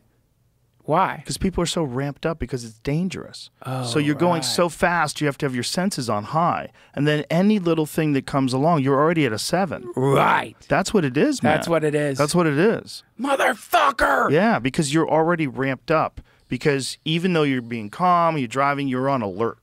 So when you're on alert, it's a predatory thing. It's a thing that's it's wired into our DNA to if you're on alert, you're worried about something that's going to attack you. You're worried about something coming out. You're ready, right? You have to be careful. Yeah, so we're not designed to drive fucking cars 65 miles an hour next to other cars, and everyone's just choosing when they change lanes. The amount of freedom you have when you're behind a wheel to be an asshole is extraordinary. Dude, you got it. And this is what the fucking internet is doing. It's making us all feel like we're driving on the fucking highway all day long. Yes, exactly. That's what it is. That's what it is. We're ramped up. That's what it is. All day long. We're not even on the highway. We're walking around our backyard. We're all fucking contorted and cutting each other off. Yeah, just fucking pissed, cutting trees off. You're just we're all wrapped up when things are just fine most of the time. Most of the time. Most of the time, in the moment, right now, no problem. Yeah. In the moment, most of the time, no problem. Everything's fine. Something's looming for sure. Problems will come. But in this moment, everything's okay. That's interesting, right? Because you realize, oh my God, then why do I feel so scared? Why do I feel so stressed out? When right now, in this moment, pretty good. In this moment, pretty good. Yeah. It's a strange thing, the management of the mind as you move through life, and also the management of all the other shit around you. What you consume, how much you freak out about Ukraine, how much you freak out about dirty bombs, how much you freak out about fentanyl, how much you freak out about everything, how much you freak out about every fucking social issue that ever comes up, whether it's the environment or, you know, pronouns, who the fuck knows? There's just a constant stream of shit that we're not used to, just like we're not used to driving fast on the highway. Tame your mind. Shanti Deva's Way of the Bodhisattva says, the mind is like a wild elephant. Think about that, dude. That's that's a crazy thing. You ever see a wild elephant like charging somebody? Yeah. That's your mind. But what's cool about that is that that's a powerful thing. It is a powerful thing. And being able to have more control over it is a great feeling, because it makes you feel like you can do a lot of different stuff on top of that. If you can, like, as I've matured and gotten better at managing my own brain, I've also become much more productive. Right. Because I don't have as much bullshit to weigh me down, you know? And I think that if you're running through life making the same mistakes over and over again, whenever I'm doing that, that's when I'm the most unproductive. Absolutely. Because I'm just like, what am I doing? What the fuck am I doing with my life? Why do I keep screwing up? You're always doing cleanup. Yeah, you're always doing cleanup. You're like someone who's like a cleanup crew for your own fucking destruction. Like you're like always following your past decisions around cleaning up broken glass and old fucking like bits of concrete from the last crater you put in your life. It's like, man, it's exhausting. It's exhausting. Yeah. It's a lot of work. It's a lot of work, and that's, you know, again, we go back to the human mind doesn't come with a operator manual. It's one of the most complex things that anybody could ever use, and it doesn't come with directions. And you learn from the people that are around you, and it's hard to unlearn shit that's stupid. But I think as chaotic as this time is, it's the most promising, because it's the most interesting in terms of the way ideas get assaulted and reworked and thought up and debated. And even though there's suppression of information, there's definitely suppression of free speech in certain platforms, there's still more exchange of thoughts than like ever, in a tumultuous way where people just want it to end. They want one side to be right, the other side, our side's right. Fuck you about fentanyl. Fuck you about the border. Fuck you about it. You're on the wrong side of history, and fucking Roe v. Wade. Everybody's just nuts with it, man. Just fucking nuts with it. And that's what we see around us all the time, and we imitate our atmosphere. That's it. And that's what we do. And the atmosphere imitates us. And the atmosphere, and we are the atmosphere. It's reflective. We are the climate. That's it, dude. It's the climate. Yeah. Yeah. And you could be like, truly, it's like, you know what? The one thing that I don't think anyone's going to get mad at you for on any side of the political spectrum is if you stop hurting people. Like, truly, that is like, that's it. It's just a little less aggression. You can even still hurt people. Just hurt them less. If you can't stop hurting people, just hurt them less. You can do that. You know, even if that person is yourself. I'm sorry, even if that person is yourself. I turn this on myself. I'm talking to myself right now. All y'all are, I'm sure, a million times more stable and calm than I am. But Joe, I gotta go trick or treat Duncan, with the you're kiddies. the fucking man. You're the man. I love you to death. I love you. I always love doing these. I got a lot out of this one. This is a good one. Me I enjoyed too, it Joe. very much. Thank you. Thank Thanks you for very having much. me on, man. Happy Halloween. Hardy Bye, Krishna. everybody.